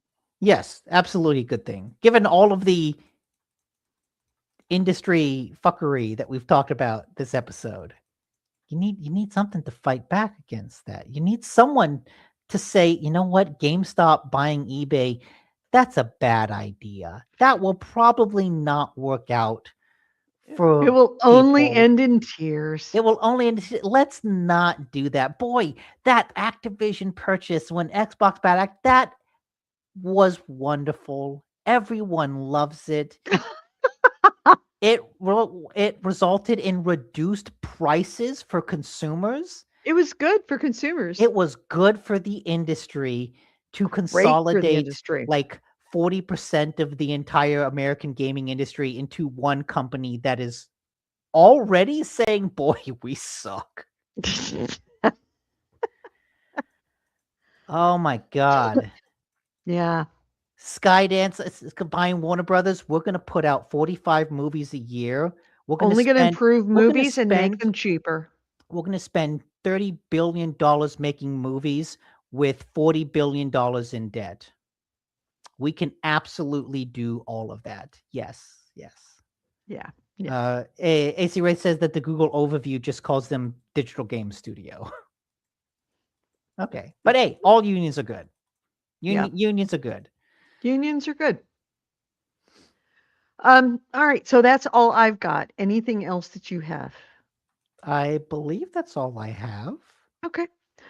So as a Alright. reminder, next week we will be dark. No show next week because Nick's going to be traveling and I am going to be auctioning. I'm going to be covered in dirt and moving furniture around, hopefully for good reason. We'll see. What are you going to, so you're going to play Windrose on the plane. Anything else you're going to play on the week? I want to the play plane? Titanium Court. Want to play Mini Shoot Adventures. A lot of other stuff I want to play, but I've got a whole week to do it. Okay. 2 All whole right. weeks actually. 2 weeks, yeah. So please play something. I'm going to try and play something other than Windrose, but I can't guarantee it. I may think about going live with my game to show you what I've got. I'm not going to let you see how I play because I play awful. Also, oh my God. It's um it's an early access. I understand that. Mm-hmm. So I finally got a rifle. That's a big thing. I finally got a rifle. And I decided to break down a sword. And I should have known. I should have known that when I looked and I went to the, destruction, they have a particular like platform, like a little bench where you can like break things down and get all the components back. Okay. I should have known when I broke down a stone axe and got back copper. I should have known there was something wrong. So I broke down a bunch of stone axes that I had picked up, and I thought, that's funny. I thought I broke down that stone axe. Okay, I'll break it down. Oh, that's funny. I thought I broke down that stone axe. Okay, I'll break it down again. Yeah, it was misclassified. I broke down all of my firearms Oh no. because it showed up as a stone axe. Ooh. So, so I'm not going to necessarily let you watch me play, but I may go live just to show you where I'm at and what my settlement looks like, which is pretty sucky right now. I just kind of threw up a bunch of walls and put down a bed and just let it go. But if you are playing Windrose, please go on to our Discord and let me know that you're playing, because I would love to have people join our group and play Windrose with me. I know that I'm hoping that Nick likes this game as much as I do, so that he actually starts to play Yeah. I'll let you know. and join in on that. Also, if you're watching right now, please mash the button, whether it be the thumbs up button, whether it be the like button, whether it be the subscribe button, whether it be the notifications button. Mash all those buttons. Just hit them all right now. Just stop what you're doing. Focus on me. Go hit all the buttons because they matter. Okay, on that note, wait for it. I have to get to my media assets page, and let's close this out. You've been listening to GameHounds. GameHounds episode 818. We did record this on May 3rd, 2026. I'm Edie Sellers. With me has been Nick Nicola. Ways to get a hold of us: gamehounds.net is our website. Gamehounds@gmail.com is our email. We record the show live every Sunday at noon Pacific, 3 p.m. Eastern, on Facebook, on YouTube, and Twitch. On Facebook, we are The Gamehounds. On YouTube, we are Gamehounds Vids, VIDS, all one word, as in videos, Gamehounds Vids. And on Twitch, we are The Gamehounds. Please feel free to join us live. If you are listening to us as a podcast, we would love to have you in the chat room. Thank you to everybody in the chat room who commented, especially, but not exclusively, AC Wraith, who provides all the links, everything that we talked about, all of the news articles that we talked about, every game that we talked about. If you're looking for a link to anything we referenced, it's in our comments on Facebook, on YouTube, and on Twitch. And that is courtesy of AC Wraith. Thank you, AC Wraith, for doing that. Also, special shout out to Creation Chaos, who is our occasional third chair. Thank you for being in the chat room. Love to see you. Wish you were on the show on the regular. We miss you. We love you. Wish you were here. Whatever. You know what I mean. Thanks for being here. Everybody else who was in the chat room, again, thank you for listening. If you listen to the show as a podcast, please, please, please leave us some feedback. Whether it be you suck, we hate you, or you're the greatest thing since sliced bread. It really does make a difference. You can find our show as a podcast on Apple Podcasts or most of any other podcast platform, iHeartRadio, all of those. Please, wherever you go, wherever you listen to us, leave us some feedback. It makes a huge difference in other people being able to find us more easily and get more listeners, because there's a lot of GameHounds listeners from the past who don't know that we're still podcasting. So you can help them find us by doing that. Also, patreon.com/GameHounds. That is how to support us. $1 a month is all we ask to help support us with the cost of all of the show. And of course, don't forget our Discord. Our Discord information is just about everywhere on all of our descriptions, all of our channel descriptions, whatever. You can find us there. That's where Nick and I live when we're not here. Have a great week, everyone. We'll see you in 2 weeks. Bye-bye, everyone.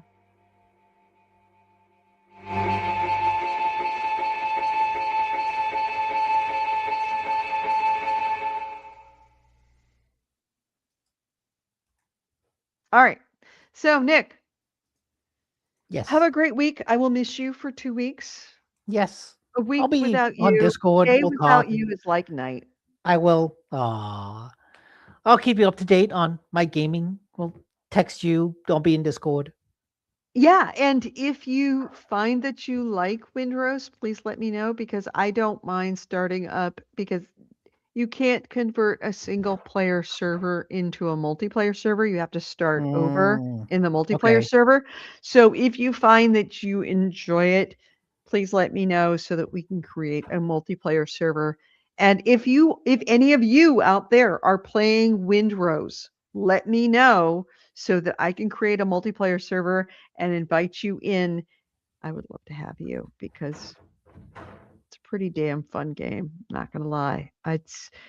It's one of those games where you're playing along, it's like, "Okay, I just need to make a couple of changes to my base," and then you look up and it's like, "Oh, it's night and 11:30 at night. Oh, shit, I need to go to sleep." It's that kind of game, which is my favorite kinds of games where you can just lose yourself in it and just be deep. So, It is. have a It great is your week. first step on the road to Elden Ring. Is it really? Is it really Velvet? I What want you? you to play it if only so that you can experience, especially when you're past like the basic dodos and boars, when you're Mhm. actually into fighting human beings, where you can get a sense of what the real combat is. And then I don't anticipate you'll be reaching a boss battle, but especially if you reach a boss battle, so you can give me ideas like, is this what Elden Ring is really like? Okay. Because Okay. I don't want to play Elden Ring, and I'm not going to say if I do play Elden Ring, I am not going to tell not a damn one of you. It is going to be my greatest secret that I will take to my grave. Now, like I said, you won't play Elden Ring. You'll play Elden Ring too. Even so, I'm not going to tell you. Okay. All right, Hey, everyone. Have a great have a- week. Say hi to Rachel for me. Will do. Enjoy your trip. Be safe, and we'll see you back in 2 weeks. Yeah. Bye, everyone. Thanks, Stacey Wraith. Thanks, Chaos. Thanks, everybody else. Bye.